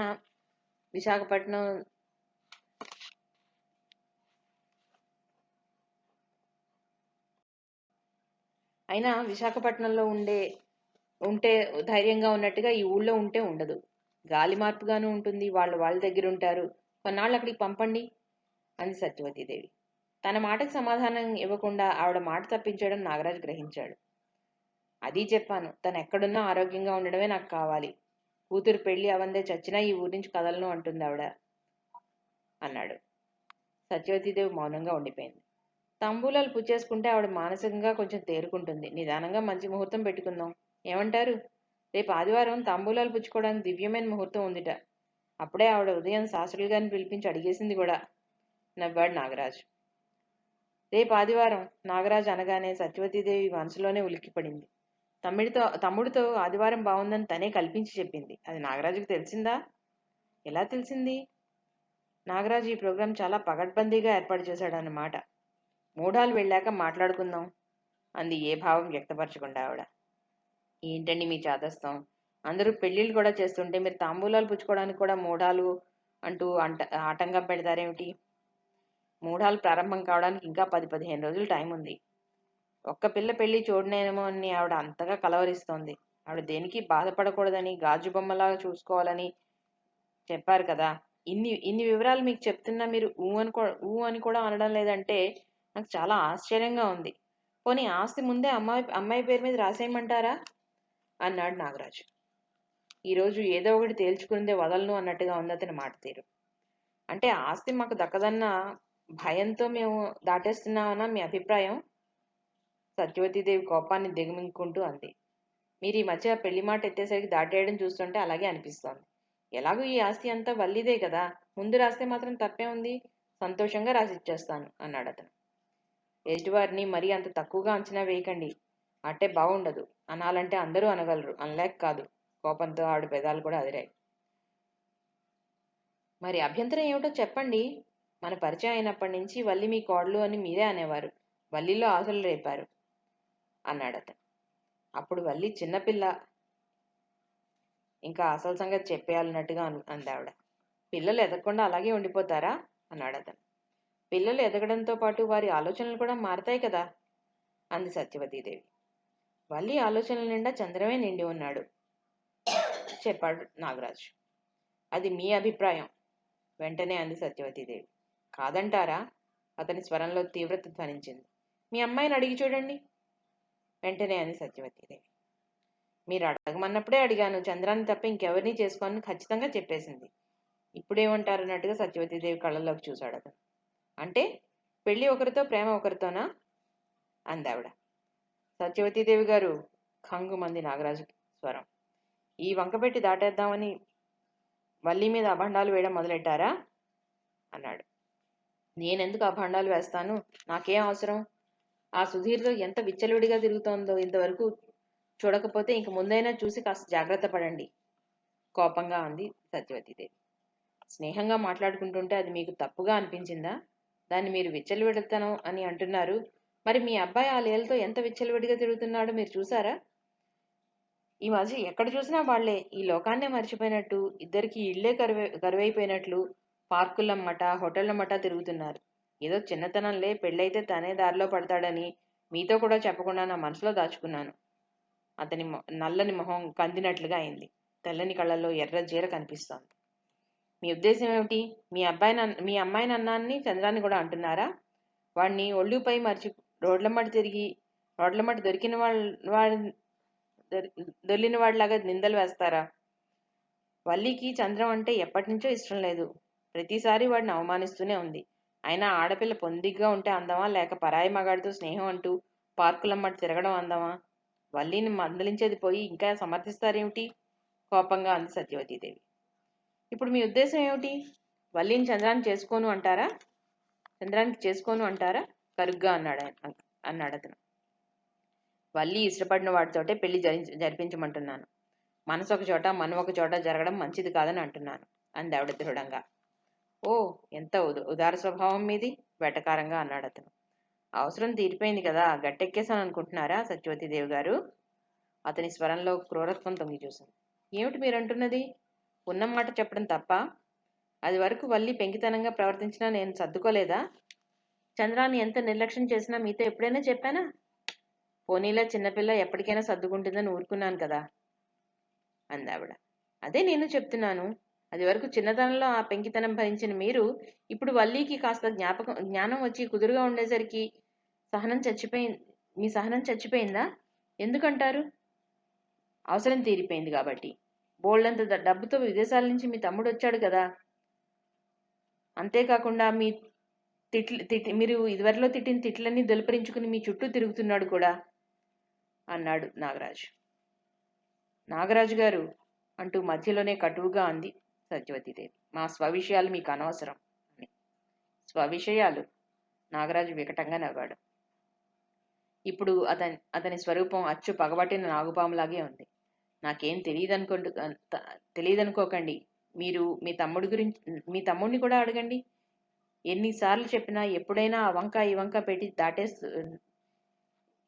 ఎప్పుడైతే ఆ వంక ఈ వంక పెట్టి దాటేస్తూ వచ్చారో అప్పటి నుంచే మిమ్మల్ని గమనిస్తూ వచ్చాను. మేనకోడలను చూసిన కళ్ళతో వల్లిని చూడలేకపోయారు. తమ్ముడి అండతో ఈ నాగరాజుకి టోపీ వేద్దామని అనుకున్నారు. ఆ పప్పులు నా దగ్గర ఉడకవు. నాగరాజేనని, పగబడితే కాటు వేయక మానడని ఇప్పటికైనా తెలుసుకుంటే మీకే మంచిది, అన్నాడు అతను. ఏమిటి మీరంటున్నది?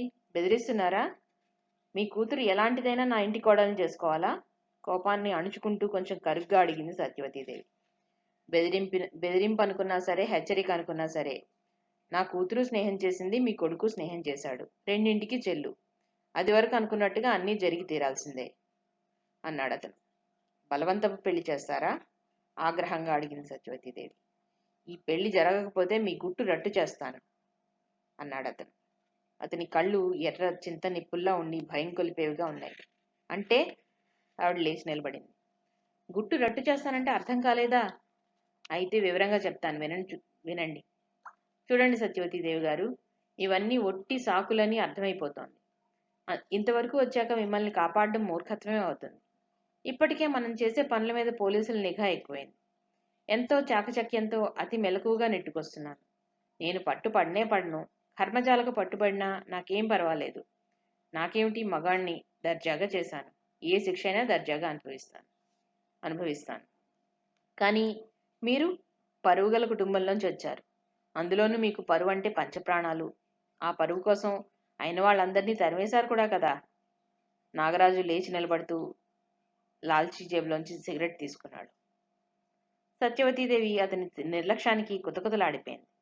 నేను మీతో చేతులు కలిపానని మీకు తప్ప ఎవరికి తెలుసు? నేనేమన్నా సంతకాలు పెట్టానా, అగ్రిమెంట్లు రాసుకున్నావా? బెదిరించి పెళ్లి చేయాలనుకుంటున్నారేమో. నా దగ్గర అవేం కుదరవు కటువుగా అని వెళ్ళబోయింది ఆవిడ. ఆగండి ఆగండి, అంత తొందరపడిపోతే ఎలా? సాక్ష్యం లేదని మీరంత ధీమాగా చెప్పకండి. ఇంతకన్నా ఇంకేం సాక్ష్యం కావాలి? బీరువా పక్క నుంచి టేప్ తీసి పట్టుకుంటూ అన్నాడు అతను. ఇది సాక్ష్యం. ఇప్పుడు మనం మాట్లాడిన మాటలన్నీ దీంట్లో అతి జాగ్రత్తగా భద్రపరిచి ఉన్నాయి. వినిపించమంటారా అన్నాడు. రెప్ప వేయడం మర్చిపోయిన దానిలాగా అలాగే చూస్తూ ఉండిపోయింది ఆవిడ. అప్పుడు నాగరాజు నిజస్వరూపం నిజంగా పగబట్టిన కాలనాగులాగానే ఉంది. బ్లాక్మెయిల్ చేస్తున్నారా? ఆ షాక్ నుంచి తేరుకుంటూ హీన స్వరంతో అంది సత్యవతీదేవి. మోసాన్ని మోసంతోటి జయించాలి. ఇచ్చిన మాట తప్పకపోతే ఎంత ప్రాణం ఇస్తానో, మోసం చేస్తే అంతగా పగబడతాను. మీ కొడుకు ఉన్నట్టు కూడా నా దగ్గర కొన్ని దాఖలాలున్నాయి.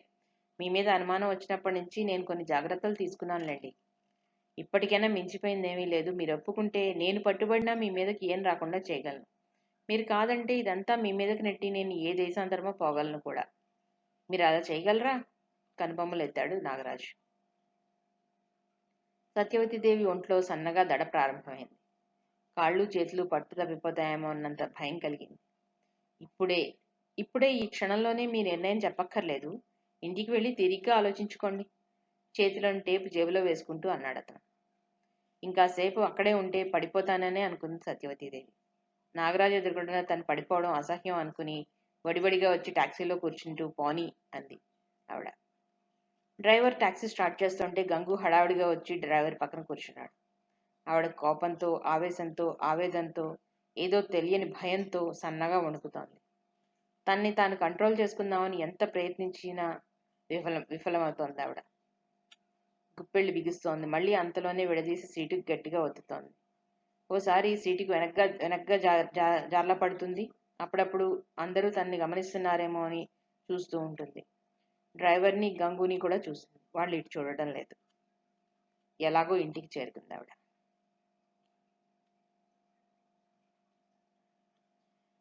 శ్రీనివాసరావు అప్పుడే పూజా కార్యక్రమం ముగించుకుని హాల్లోకి వచ్చాడు. బూట్లు టక్టకలాడించుకుంటూ ఇన్స్పెక్టర్ అప్పుడే లోపలికి వచ్చాడు. హలో ఇన్స్పెక్టర్, నమస్తే. ఏమిటిలా వచ్చారు అన్నాడు గబగబా ఎదురేస్తూ. ఐఎమ్ సారీ మిస్టర్ రావు, మీరు దొంగ నోట్లు చెలామణి చేస్తున్నారని మాకు ఇన్ఫర్మేషన్ వచ్చింది. మీ ఇల్లు సోదా చేయాలనుకుంటున్నాం అన్నాడు ఇన్స్పెక్టర్. శ్రీనివాసరావు కనుబొమ్మలు ముడిచాడు. నేనేమిటి, దొంగ నోట్లు మార్చడం ఏమిటి? మీరు పొరబడ్డారేమో. నేను ఎలాంటి వాడినో మీకు తెలీదా అన్నాడు ఆయన. అఫ్కోర్స్, కానీ మా వృత్తి ధర్మం మేము నెరవేర్చాలిగా అన్నాడు ఇన్స్పెక్టర్.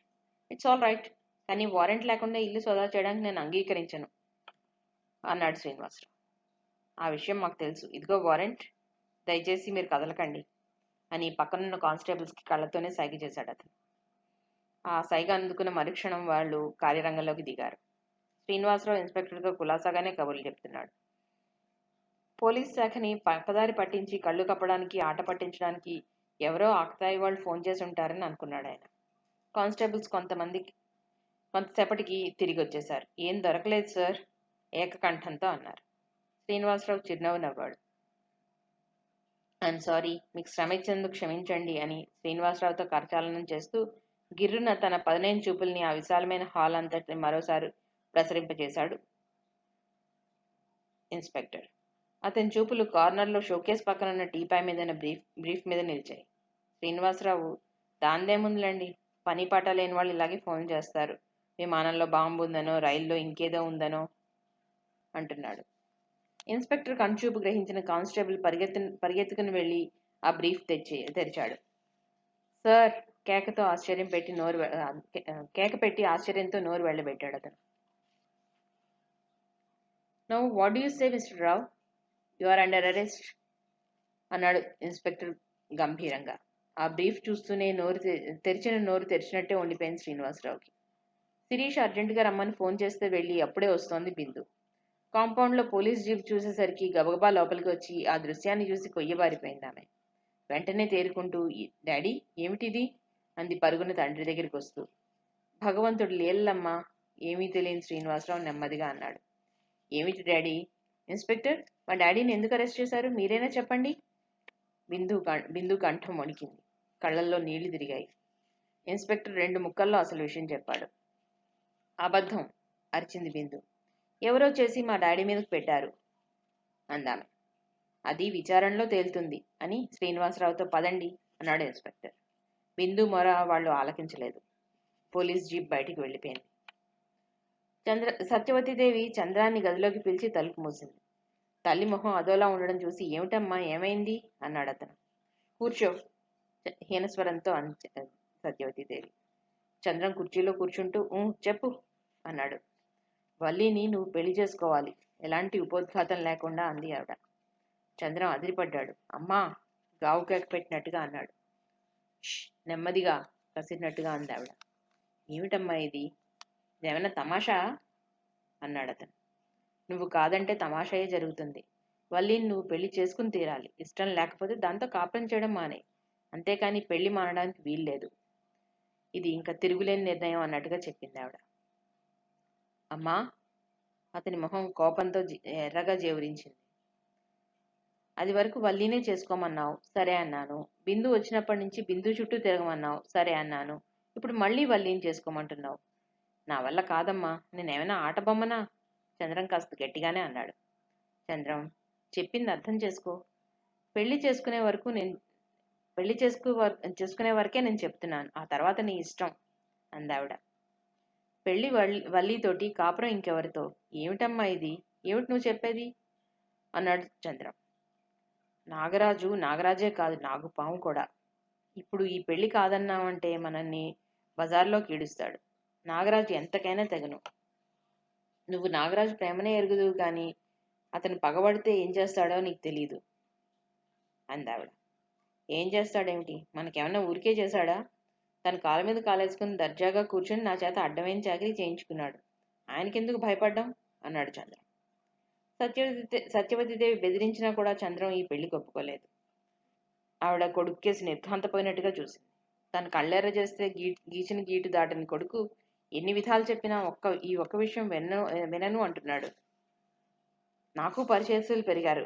ఆయన మనల్ని ఒక దెబ్బ తీస్తే మనం 2 దెబ్బలు తీద్దాం అన్నాడు అతను పౌరుషంగా. అమ్మగారండి, ఎవరో వచ్చారండి. గంగు కేకతో తల్లి కొడుకు బయటకు వచ్చారు. అలా గట్టిగా అరవద్దని ఎన్నిసార్లు చెప్పాలి నీకు? చంద్రం కసురుకున్నాడు. గంగు, ఎన్నిసార్లు చెప్పినా అర్థం చేసుకోకుండా అలా అరుస్తావే? అరవడం మానే, లేకపోతే పని మానే. అసలే కుతకుతలాడిపోతున్న సత్యవతీదేవి కూడా కసిరినట్టుగా అంది. చిత్తం అన్నాడు బిత్తర చూపులు చూస్తూ గంగు.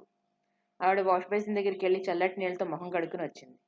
ఇంకా అక్కడే నిలబడ్డ గంగుతో వెళ్ళి కాఫీలు చూడు అంది. ఆయ్ అంటూ వంటగదిలోకి వెళ్ళిపోయాడు అతను. సత్యవతీదేవి డ్రాయింగ్ రూమ్లోకి వెళ్ళింది.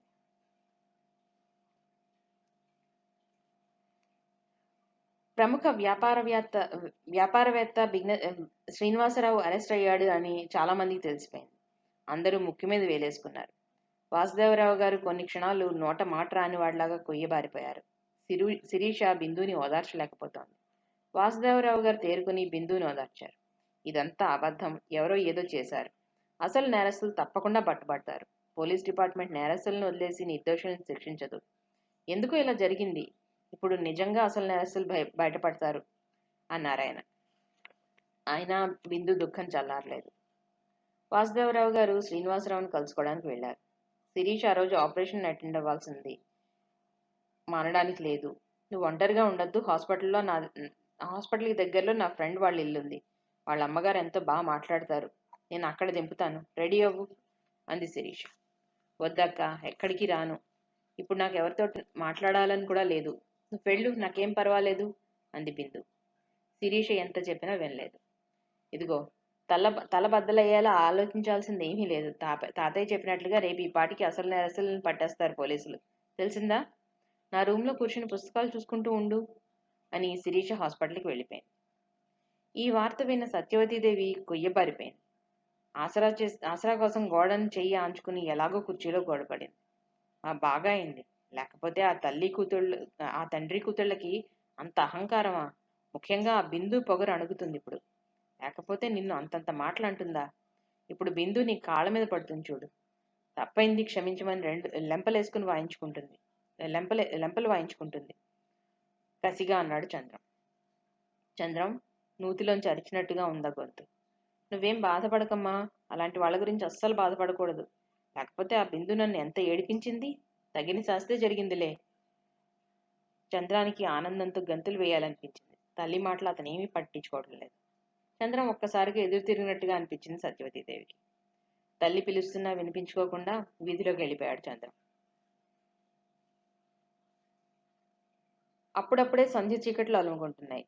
వీధిలో విద్యుత్ దీపాల కాంతి చీకటిని పారద్రోలి కాంతి కిరణాలు అంతటా విరజిమ్మి వింత వింత కాంతులను వెలజల్లుతోంది. ఆ కాలనీలో అప్పుడో కారు ఇప్పుడో స్కూటరు అన్నట్టుగా అరుదుగా ఇటు అటు వెళ్తున్నాయి. కొత్త జంటలు మెల్లగా మాట్లాడుకుంటూ అంతకన్నా మెల్లగా అడుగులో అడుగు వేసుకుంటున్నట్లుగా నడిచి వెళ్తున్నారు. బిందు లైట్ వేసుకోకుండా బాల్కనీలో పిల్లర్ని ఆనుకుని దిగులుగా నిలబడింది. శిరీష అంత క్రితమే క్లినిక్కి వెళ్ళింది. బిందుని కూడా రమ్మని ఎంతో బతిమాలింది. నేను తాతగారితో కబుర్లు చెప్తూ కూర్చుంటాను, నువ్వు వెళ్ళు అంది బిందు. తాతగారు ఎప్పుడొస్తారో అంది శిరీష. తొందరగానే వచ్చేస్తారులే అంది బిందు. ఈలోగా బిందు అంటూ మృదువుగా పిలిచాడు సుధీర్. అలా పిలుస్తూనే లైట్ స్విచ్ నొక్కాడు అతను. అతని స్వరం వింటూనే ఉలిక్కిపడి వెనక్కి తిరిగింది బిందు. లైట్ వేసుకోకుండా చీకట్లో నిలబడ్డావే? అభిమానంగా అడుగుతూ దగ్గరగా వచ్చాడు అతను. హఠాత్తుగా అతను రావడంతో చప్పున బిందు ఏమీ మాట్లాడలేకపోయింది. బిందు, మాట్లాడవా? లాలనగా అడిగాడు అతను. ఇంకా నా మీద కోపం పోలేదా అన్నాడు. ఇప్పుడు మీ కళ్ళు చల్లబడ్డాయా? ఎలా ఏడుస్తున్నాను అని చూడ్డానికి వచ్చారా అంది బిందు. బిందు, అతని మనసు గిలగిల్లాడింది. ఏమిటి నువ్వంటున్నది అన్నాడు. ఉన్నమాటే అంటున్నాను. మీరు మహా గొప్ప నటులు. మీరు ఏ ఉద్దేశంతో డాడీ దగ్గర ప్రవేశించారో కానీ ఏదో ప్లాన్ ప్రకారమే ప్రవేశించారని ఇప్పుడు అర్థమవుతోంది. పూటకో మనిషితో స్నేహం, రోజుకో మనిషితో కులాసా. ఓ, బోల్తా పడేవాళ్ళు ఉండాలి కానీ బోల్తా కొట్టించడంలో మీకు మీరే సాటి అంది బిందు. ఓ, నా గురించి చాలా బాగా తెలిసిన నీకు ఇంకా అన్నాడు సుధీర్. ఇంకా ఏమైతే నాకెందుకు? మీ కళ్ళు చల్లబడే ఉంటాయి. మీ మనసు ఆనందంతో గంతులేస్తూనే ఉండుంటుంది. అక్కడ చూడ్డానికి ఇంకేం వింతలు లేవు అందామె. అవును బిందు, ఇప్పుడు నా కళ్ళు చల్లబడ్డాయి. ఎన్నాళ్ళ నుంచి సాధించాలనుకున్నది సాధించబోతున్నాననే ఆనందంతో మనసు పరవశించిపోతోంది. సంతోషంతో సెలబ్రేట్ చేసుకోవాలనిపిస్తోంది. ఒక్కొక్క మాట తూచి తూచి మాట్లాడాడు సుధీర్. ఆ కళ్ళల్లో పదునుంది, స్వరంలో గంభీరత, పట్టుదల ఉన్నాయి. అంటే బిందు కళ్ళు పత్తికాయల్లా అయ్యాయి. అంతా నువ్వు నిజంగానే చేశావన్నమాట. నీ గుట్టు మేం గ్రహించేశాం కాబట్టి మా మీద పగబట్టావన్నమాట అందామె. అంటే ఇంతవరకు నువ్వు అబద్ధంగా అన్నావా? పెదాల మధ్య నవ్వు దాచుకుంటూ అడిగాడు సుధీర్. చాలు, ఏ పని లేనివాడివని జాలిపడి పని ఇచ్చినందుకు బాగానే కృతజ్ఞత చెప్పుకున్నావు. నీ కసి తీరిందిగా, సంతోషంగా సెలబ్రేట్ చేసుకో. వెళ్ళిపో గబగబా అనేసి పరుగులాంటి నడకతో గదిలోకి వెళ్ళి తలుపులు మూసేసుకుని దోసెట్లో ముఖం దాచుకుంది బిందు. బిందు బిందు అంటూ అతను బారింపుగా వెనకాతలే వెళ్ళాడు. అయినా బిందు వెనక్కి తిరిగి చూడకుండానే వెళ్ళిపోయింది. సుధీర్ బిందు వెళ్ళిన వైపు బాధగా చూస్తూ నిలబడిపోయాడు. తను కొంచెం జాగ్రత్తగా మాట్లాడి ఉండాల్సింది అనుకున్నాడు అతను. చాలాసేపు వాసుదేవరావు గారు వస్తారేమో అని చూస్తూ కూర్చున్నాడు అతను. ఆయన రాకపోవడంతో నౌకర్తో తను వచ్చానని చెప్పమని చెప్పి వెళ్ళిపోయాడు. సుధీర్ మాట తలుచుకుంటూ ఉంటే బిందుకి తల తిరిగిపోతున్నట్లుగా ఉంది. ఏమిటి సుధీర్ ఏం చేశాడు? ఎందుకలా అన్నాడు? ఏం సాధించాలనుకున్నాడు? ఏం సాధించబోతున్నాడు? సెలబ్రేట్ చేసుకోవాలనేంత సంతోషకరమైన పని ఏమిటి? ఆమెకు అర్థం కాలేదు. నాగరాజు ఇంటికెళ్ళి వచ్చిన సత్యవతీదేవికి ముచ్చెమటలు పట్టాయి. ఆవిడ మెదడు బొత్తిగా పనిచేయడం మానేసింది. ఏమీ ఆలోచించడానికి శక్తి చాలడం లేదు. చంద్రం పెళ్లికి ఒప్పుకున్నాడని ఆ టేప్ని తగలబెట్టేయమని చెప్పడానికి వెళ్ళింది ఆవిడ. నాగరాజు ఇంట్లో లేడు. అతని భార్య విశాఖపట్నం వెళ్ళింది. వల్లి ఫ్రెండ్స్తో ఇంట్లో ఉంది. మర్నాడు ఫ్రెండ్స్ వాళ్ళ ఫ్యామిలీస్తో మెడ్రాస్ వెళ్తున్నానని చెప్పింది. వాళ్ళు క్యారమ్స్ ఆడుకుంటుంటే కాసేపు కూర్చొని సత్యవతీదేవికి మెరుపులాంటి ఆలోచన తట్టింది. డాడీ వస్తారేమో, కాసేపు చూస్తాను, లైబ్రరీ రూమ్లో కాసేపు పడుకుంటాను, కొంచెం తలనొప్పిగా ఉంది అని అక్కడి నుంచి వచ్చేసింది. వల్లి వస్తోందేమో అని ఓ కంట గమనిస్తూ తనకి అనుమానం ఉన్న చోట్లంతా ఆ టేప్ కోసం గబగబా గాలించింది సత్యవతీదేవి. ఆఖరికి ఎవరైనా వస్తారనే భయం కూడా లేకుండా చూసింది. ఎంత వెతికినా ఆవిడికి ఆ టేప్ కనపడలేదు. గంట కూర్చున్నా నాగరాజు కూడా రాలేదు. అయినా ఆ 3 ముళ్ళు పడే వరకు నాగరాజు ఆ టేప్‌ని వదలడు. దానికి చంద్రం ఒప్పుకోవాల్సిందే అనుకుంటూ ఆవిడ నీరసంగా ఇంటికొచ్చేసింది. ఆ రాత్రి కుముద ఇంట్లో పార్టీ ఉందని రాత్రికి అక్కడే పడుకుంటానని వల్లి వెళ్ళిపోయింది.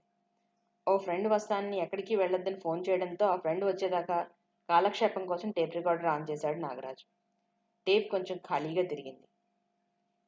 నాగరాజు తల తిప్పి విసుగ్గా చూశాడు. శిరీష, ఉలిక్కిపడ్డాడు నాగరాజు. శిరీష, నేను చాలా తప్పే చేశాను. నీ యందు మూర్ఖంగా పశువులా ప్రవర్తించాను. టేప్లోంచి వస్తున్న మాటలు విని అదిరిపడి లేచి నిలబడ్డాడు నాగరాజు. వెంటనే టేప్ రికార్డర్ ఆఫ్ చేశాడు. ఏమిటిది? తన గొంతు. ఈ మాటలు టేప్లోకి ఎలా వచ్చాయి? ఆ తర్వాత ఇంకా ఏముంది? అతనికి అర్థం కాలేదు. ఏదో అనుమానం లాంటిది కలిగింది. శిరీష మొదట తన్ని చూసి మండిపడ్డం, ఆ తర్వాత కాస్త కాస్త మెత్తబడ్డం, అందినట్టే అంది మళ్ళీ ఈ మధ్య ఎదురు తిరగడం, ఇవన్నీ తలుచుకుంటుంటే శిరీష టేప్ చేసింది అని అనిపించింది. తాను వెళ్ళి మాట్లాడినప్పుడు క్లినిక్లో ఎవరూ లేరు. మరి ఇక్కడికి డైరెక్ట్గా ఈ రికార్డులోకి ఎలా వచ్చింది? నాగరాజు ఆ టేప్ రికార్డర్ని తన గదిలోకి తీసుకెళ్లి తలుపు మూసుకుని మళ్ళీ టేప్ ఆన్ చేశాడు. శిరీష సమక్షంలో శిరీష తందైపోతుందన్న ఆనందంతో నాగరాజుకి తనేం మాట్లాడింది గుర్తులేదు. కానీ ఈ టేప్ వింటుంటే మళ్ళీ గుర్తొస్తోంది అతనికి. మొదట శిరీషకి క్షమాపణ చెప్పుకునే ధోరణిలో సాగిన మాటలు, ఆ తర్వాత శిరీషను బెదిరించి సవాల్గా అన్న మాటలు వరుసగా వినబడుతుంటే అతనికి తల తిరిగిపోయింది. శిరీష గొంతు అక్కడక్కడా ఉంది. శిరీష టేప్ చేస్తే మాత్రం ఇది ఇక్కడెవరు పెట్టగలిగారు? అర్థం కాలేదు అతనికి. ఓ శిరీష, ఎంతటి జాణవయ్యావా? ఎవరి సహకారంతో నువ్వు ఈ పని చేయగలిగావో వాళ్ళని నిన్ను కూడా సర్వనాశనం చేస్తాను, శపథం చేస్తున్నట్లుగా పిడికిలు బిగించాడు నాగరాజు. అప్పుడు నిజంగా శిరీష ఎదురుగా ఉండుంటే ఆ చూపులకు భస్మైపోయేదేమో. నాగరాజుకి ఏదో తట్టి బీరువా తెరిచాడు. అంతా హడావుడిగా కంగారుగా వెతికాడు. శూన్యం. అతని తల తిరిగిపోయింది. ఏదో ఆశతో అక్కడ ఇక్కడ మొత్తం ఆ గది అంతా వెతికేస్తున్నాడు. ఎంత వెతికినా కనపడలేదు. అతను పదిలంగా దాచిన టేప్ మాయమైపోయింది. నాగరాజు వెంటనే వల్లీకి ఫోన్ చేశాడు. వల్లి, నేను లేనప్పుడు మన ఇంటికి ఎవరైనా వచ్చారా అని అడిగాడు. కూతురు చెప్పే జవాబుకి ఒళ్ళంతా చెవులు చేసుకుని వినడానికి ఎదురు చూడసాగాడు అతను. ఎవరూ రాలేదు. నాగరాజు ఎంత ఆతృతగా అడిగాడో వల్లి అంత మామూలుగా చెప్పింది. సరిగ్గా జ్ఞాపకం చేసుకోమ్మా, నేను 2 గంటలకి బయటికి వెళ్ళిపోయాను కదా, అప్పుడు నీ ఫ్రెండ్స్ నువ్వు ఆడుకుంటున్నారు అప్పుడు అన్నాడు అతను.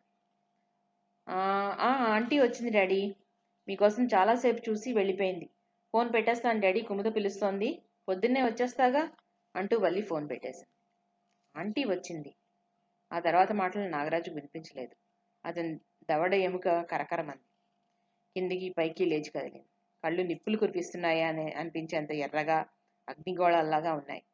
మనిషి ఆవేశంతో పగపట్టిన తాచుపాములా ఊగిపోతున్నాడు. అతను వెంటనే బయలుదేరాడు సత్యవతీదేవి ఇంటికి. ఇంట్లో సత్యవతీదేవి ఒక్కతే ఉంది. ఆవిడ పెద్ద జబ్బుపడి లేచిన మనిషిలాగా ఉంది. నాగరాజు హఠాత్తుగా రావడం, ఆ వాలకం చూసేసరికి ఆవిడకి మతిపోయింది. వెంటనే ఏం మాట్లాడలేకపోయింది. రండి కూర్చోండి, నేను మీ ఇంటికి వచ్చాను వణుకుని అంచుకుంటూ అందావిడ. తెలుసు, ఆ టేప్ ఎక్కడ పెట్టావో ముందు తీసుకురా ఉరిమినట్టుగా అన్నాడు అతను. టేపా? ఆవిడ తెల్లబోయింది. ఈ నాటకాలు నా దగ్గర కాదు. ముందు ఆ టేపును మర్యాదగా ఇయ్యి, లేకపోతే మీ కుటుంబాన్ని సర్వనాశనం చేస్తాను. నాగుపాము కాటుకైనా తిరుగుంటుందేమో కానీ ఈ నాగరాజు మాటకి తిరుగుండదు. నీకు 5 నిమిషాలు టైం ఇస్తున్నాను. అతని స్వరంలోంచి పిడుగులే పడ్డాయి. అయ్యో, నిజంగా ఆ టేప్ గురించి నాకేం తెలీదు. చంద్రం పెళ్లికి ఒప్పుకున్నాడని ఆ టేప్ తగలెట్టేయమని చెప్దామని వచ్చాను నేను. గంటసేపు కూర్చున్నా మీరు రాలేదు. ఆ టేప్ సంగతి నాకు తెలీదు. ఒక్కగానొక్క కొడుకు చంద్రం. వాడి మీద ఒట్టు వేసి చెప్తున్నాను అందావిడ. నిలబడలేక కూర్చుండిపోయింది. ఇది నాటకం కాదని నిజమే అని తేలిపోయింది. ఆ టేప్ మాయం చేసి ఈ టేప్ పెట్టింది ఎవరింకా? వాళ్ళు శిరీషకి బాగా తెలిసిన వాళ్లే అయి ఉండాలి. ఎవరు వాళ్ళు? ఎంత ఆలోచించినా నాగరాజుకు అర్థం కాలేదు. నాగరాజు సత్యవతీదేవి కేసి చూశాడు. ఆవిడ నాగరాజు కేసి పిచ్చి చూపులు చూస్తోంది. ఎంతో హుందాగా దర్జాగా ఠీవీగా ఉండే సత్యవతీదేవి బేలగా నిర్జీవంగా చూస్తుంది. ఆ టేప్ ఎంత వెతికినా కనబడలేదు. ఇంకో కొత్త టేప్ ఇంట్లో ఉంది. ఇది ఎవరో నా ఇంటి ఆనుపాలను తెలిసిన వాళ్లే చేశారు. అతనికి హఠాత్తుగా ఏదో తట్టింది. గంగు ఏడి ఉన్నాడా అడిగాడు అతను. మానేశాడు అందావిడ. మానేశాడా? అతనిలో అనుమానం గట్టిపడింది. వాడో వెర్రిమాలోకం. వాడు గట్టిగా అరిచినట్టుగా మాట్లాడుతుంటే నేనే చిరాకు పడి మానేయమన్నాను. వెళ్లే ముందు దిగులుగానే వెళ్ళాడు. అయినా వాడు మీ ఇంటికి నాతోనేగా వచ్చాడు. మీ ఇంటికి ఇంకెవరొచ్చారో చూసుకోండి అందావిడ. మీరు తప్ప ఎవరూ రాలేదు అన్నాడు నాగరాజు. మీ ఇంట్లో నౌకర్లను ఎవరో మచ్చిక చేసుకుని ఉండొచ్చుగా అందావిడ. నాగరాజు నౌకర్లందరూ ఉన్నారో లేదో గుర్తు చేసుకోసాగాడు. ఏ ఆలోచన అతనికి బుర్రకు అందటం లేదు. ఆ టేప్ ఏమైందంటారు? ఏమవుతుంది? ఇదంతా మామూలుగా జరిగింది. అవసరం దాటాక తెప్ప తగిలేయాలనుకుంటున్నారు మీరు. మీకు ఆ బుద్ధి పుట్టకపోతే నాకు టేప్ చేయాల్సిన అవసరమే లేకపోయేది. ఎయిటి వాళ్ళని ముంచాలనుకుంటే ఇప్పుడేమైంది? అది ఎక్కడికి చేరాలో ఈ పాటికి అక్కడికి చేరే ఉంటుంది.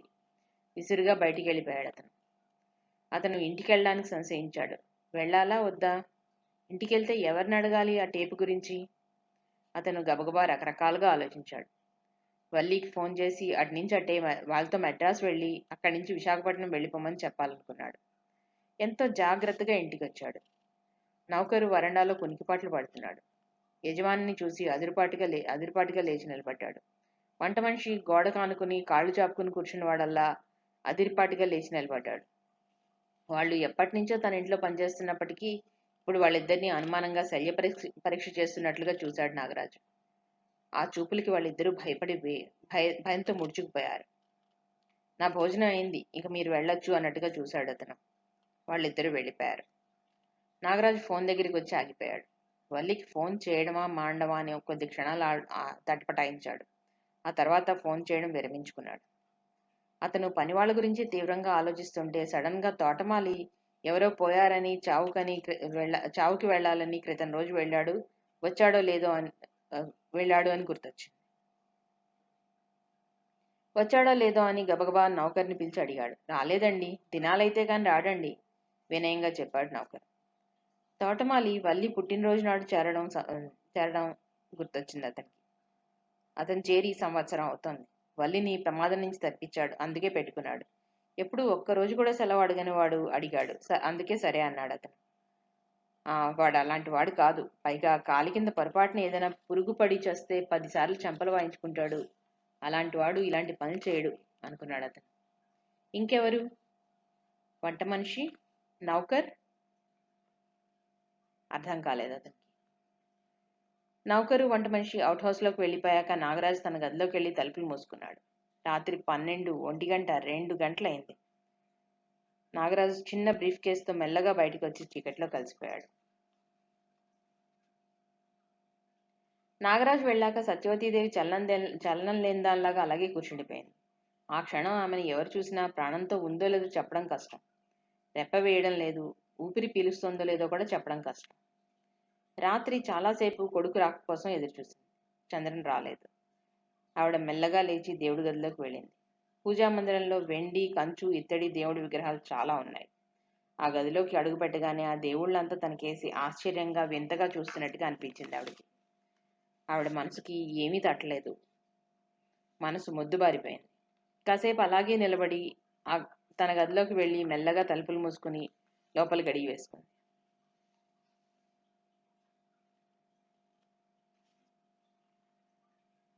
సిఐడి ఇన్స్పెక్టర్ సుధీర్ పర్యవేక్షణలో చాలా రోజులుగా ప్రభుత్వం కళ్ళుగప్పి దొంగ నోట్లు చలామణి చేస్తున్న నాగరాజు తదితరులను పట్టుకున్నట్లుగా తాటికాయంత అక్షరాలతో కాకపోయినా పెద్ద పెద్ద అక్షరాలతో వేశారు పేపర్లో. ఒక పథకం ప్రకారం ఎంతో చాకచక్యంతో ఆ ముఠాని ఎలా పట్టాడో వివరంగా రాశారు. శ్రీనివాసరావు విదేశాల నుంచి రావడం కూడా ఈ ముఠాలో భాగస్వామిగానే రప్పించారనే అనుమానంతో మొదట ఆయన దగ్గర సెక్రటరీగా చేసి ఆ తర్వాత ఆయన ఇంట్లో ఫంక్షన్లో నాగరాజు కూతురు వల్లితో స్నేహం కలిపి గంగు తోటమాలిగా వెంకటేశ్వరరావు, రామారావు అనే ఇద్దరు సహచరులని సత్యవతీదేవి ఇంట్లో ఒకరిని, నాగరాజు ఇంట్లో ఒకరిని నియమించి కథనం నడిపారు. ఒక ఆడపిల్లతో ప్రేమ నటించడం తప్పే అయినా అన్యాయాన్ని అరికట్టాలంటే ఎన్నో ఫీట్లు చేయాల్సి ఉంటుంది. ఒక్కొక్కసారి అయిన వాళ్ళనే బాధ పెట్టాల్సి ఉంటుంది కూడా.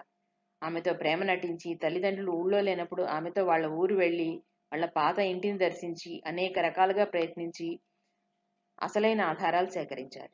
ఎలాగైతేనే ఆ బ్లాకులు, ఇంకులు వగైరాలన్నీ స్వాధీనం చేసుకోవడమే కాకుండా అర్ధరాత్రి నగర పొలిమేరలు దాటి ఉడాయించబోతున్న నాగరాజుని బ్రీఫ్ నిండా నోట్ల కట్టలతో సహా పట్టుకున్నారు.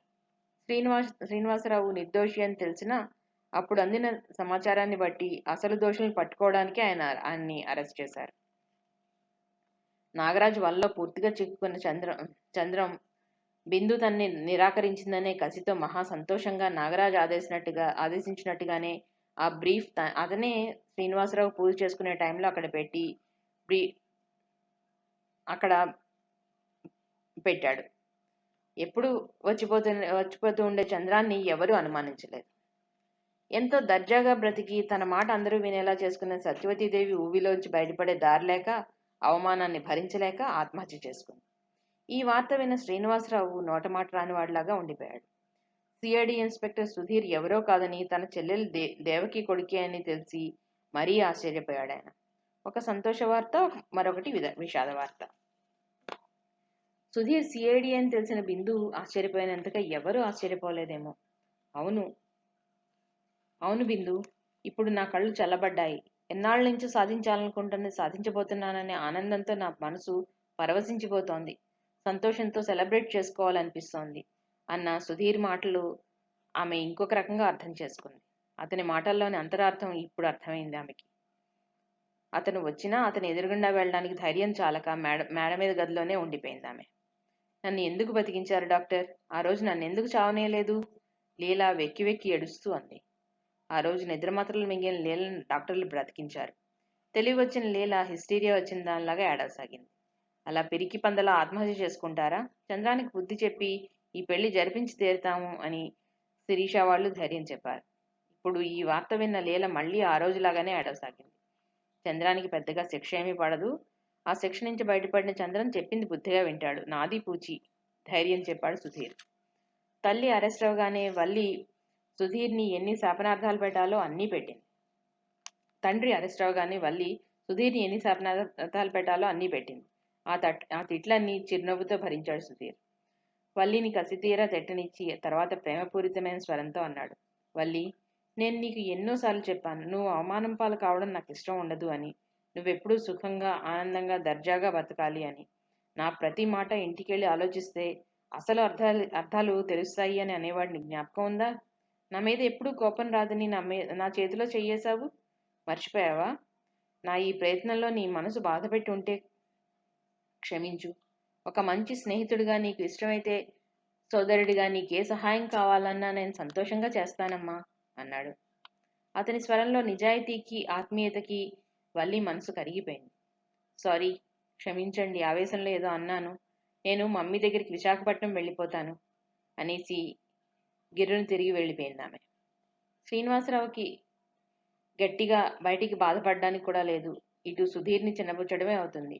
ఆయన ఆ బాధని దిగమింగి పైకి నవ్వుతూ మాట్లాడుతున్నాడు. శ్రీనివాస్ అరెస్ట్ అయ్యాక ఆ తర్వాత బిందుని పంపమని తనకి ఒంట్లో బాగుండలేక రాలేకపోతున్నానని ఫోన్ చేసింది. బిందు ఇక్కడ ఉంది అని ఆ దిగులేం పెట్టుకోవద్దని నేను చెప్పాను. ఇంత పని చేస్తుంది అనుకోలేదు. అయినా అంత రాజాలా బతికిన వాళ్ళు ఈ నిందల్ని భరించలేరు. ఆ తత్వం అలాంటిది ఓదార్పుగా శ్రీనివాసరావు గారితో అని ఆ సంభాషణ మార్చాలన్నట్టుగా సుధీర్తో అన్నారు. శ్రీనివాసరావు నీకు మీ మావయ్య అని ఎప్పుడు గ్రహించావు అని. మొదటి రోజు ఆయన్ని చూసినప్పుడే గ్రహించాను. మా అమ్మ మావయ్యని కళ్ళకు కట్టినట్టుగా కనీసం రోజుకు 10 సార్లైనా వర్ణించి చెప్పేది.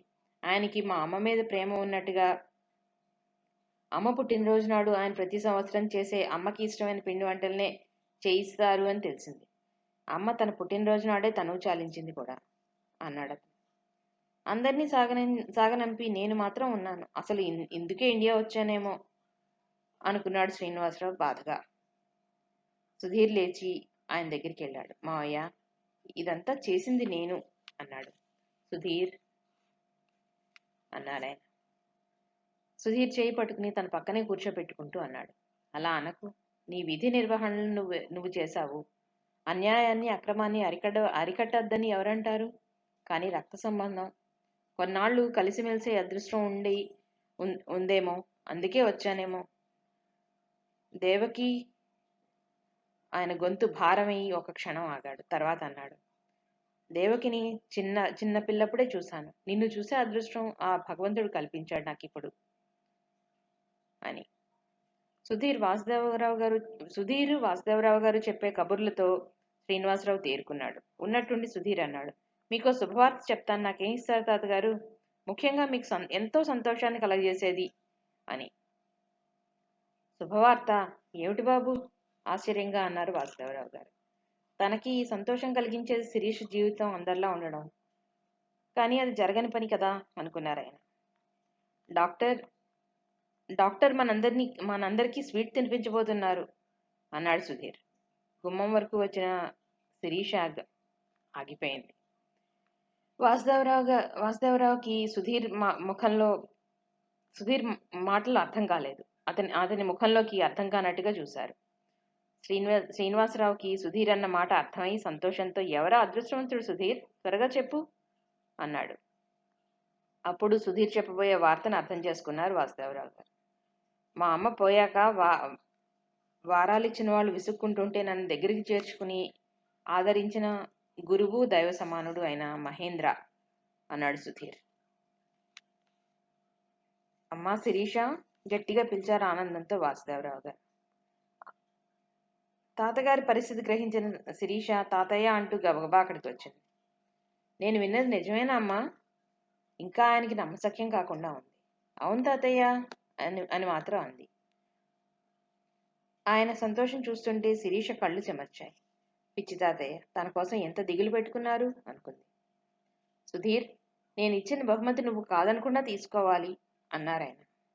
సారీ తాతగారు వెంటనే అన్నాడు సుధీర్. వాసుదేవరావు గారు దెబ్బతిన్నట్టుగా చూశారు. మీరు ఇవ్వబోయే బహుమతిని నేనెప్పుడో తీసేసుకున్నాను అంటూ నవ్వాడు సుధీర్. అతను చెప్పిన తీరికి అందరూ నవ్వారు. ఏది బిందు కనపడదే అన్నారు వాసుదేవరావు గారు. సుధీర్ వెంటనే లేచి, డాక్టర్ మీ ఫోన్ ఒకసారి వాడుకుంటాను అన్నాడు. అసలు విషయం గ్రహించిన శిరీష మనసులోనే నవ్వుకుంది. సరే అంది. సుధీర్ మేడ మీదకి వచ్చాడు. బిందు గోళ్లు చూసుకుంటూ ఓసారి లేచి బాల్కనీలోకి వెళ్తూ ఇంతలో లోపలికి వస్తూ నిల్చున్న చోట నిలబడకుండా తిరుగుతోంది. సుధీర్ రాకని కూడా బిందు గమనించలేదు. ఇప్పుడు మీ కళ్ళు చల్లబడ్డాయా? కంగుమని ఆ స్వరానికి ఉలిక్కిపడి ఆగిపోయింది కానీ వెనక్కి తిరిగి చూడలేదామె. ఇక్కడే ఉండిపోతానని బాధపడకండి, మీకెవరికి కనిపించినంత దూరానికి వెళ్ళిపోతున్నాను అని చెప్పడానికి వచ్చాను. సుధీర్ స్వరంలో బాధ తొంగి చూసింది. సుధీర్ చివ్వునేటి తిరుగుతూ బాధ నిండిన స్వరంతో అందామె. మరి సెలవా? అలాగే చూస్తూ అడిగాడు అతను. బిందు ఒక్క అంగలో వచ్చినట్లుగా అక్కడికి వచ్చి, ఎక్కడికి వెళ్తున్నారు? మీరు వెళ్ళిపోతే నా కళ్ళు చల్లబడతాయా? ఇదేనా మీరు నన్ను అర్థం చేసుకున్నది? ఏడుపు గొంతుకుతో అడిగింది. మీరు అంతే, మీరు నన్ను అలాగే అర్థం చేసుకున్నారుగా. సన్యాసం పుచ్చుకోవడానికి అడవులకు వెళ్ళిపోతున్నాను అన్నాడు అతను. అప్పుడు అతని కళ్ళల్లోకి చూసింది. అతని కళ్ళు అల్లరిగా నవ్వుతున్నాయి. నన్ను క్షమించండి, చంద్రన్ చెప్పిన మాటలు నేనేం నమ్మలేదు, కానీ నా కళ్ళతో చూశాక శంకించాను. డాడీ అరెస్ట్ అవడంతో నాకు మతిపోయింది. నడవండి, నేను అడవులకు వస్తాను, ఇద్దరం కలిసే ఆ పని చేద్దాం అందామె. నిజంగా ఇలాంటి మధుర క్షణం వస్తుందని అనుకోలేదు. ఎందుకు ఇండియా వచ్చానా అని తిట్టుకున్నాను చెప్పింది బిందు. సుధీర్ బిందు చెప్పే కబుర్లు వింటూ బిందు తల మీద గడ్డం ఆంచుకుని కళ్ళు మూసుకున్నాడు.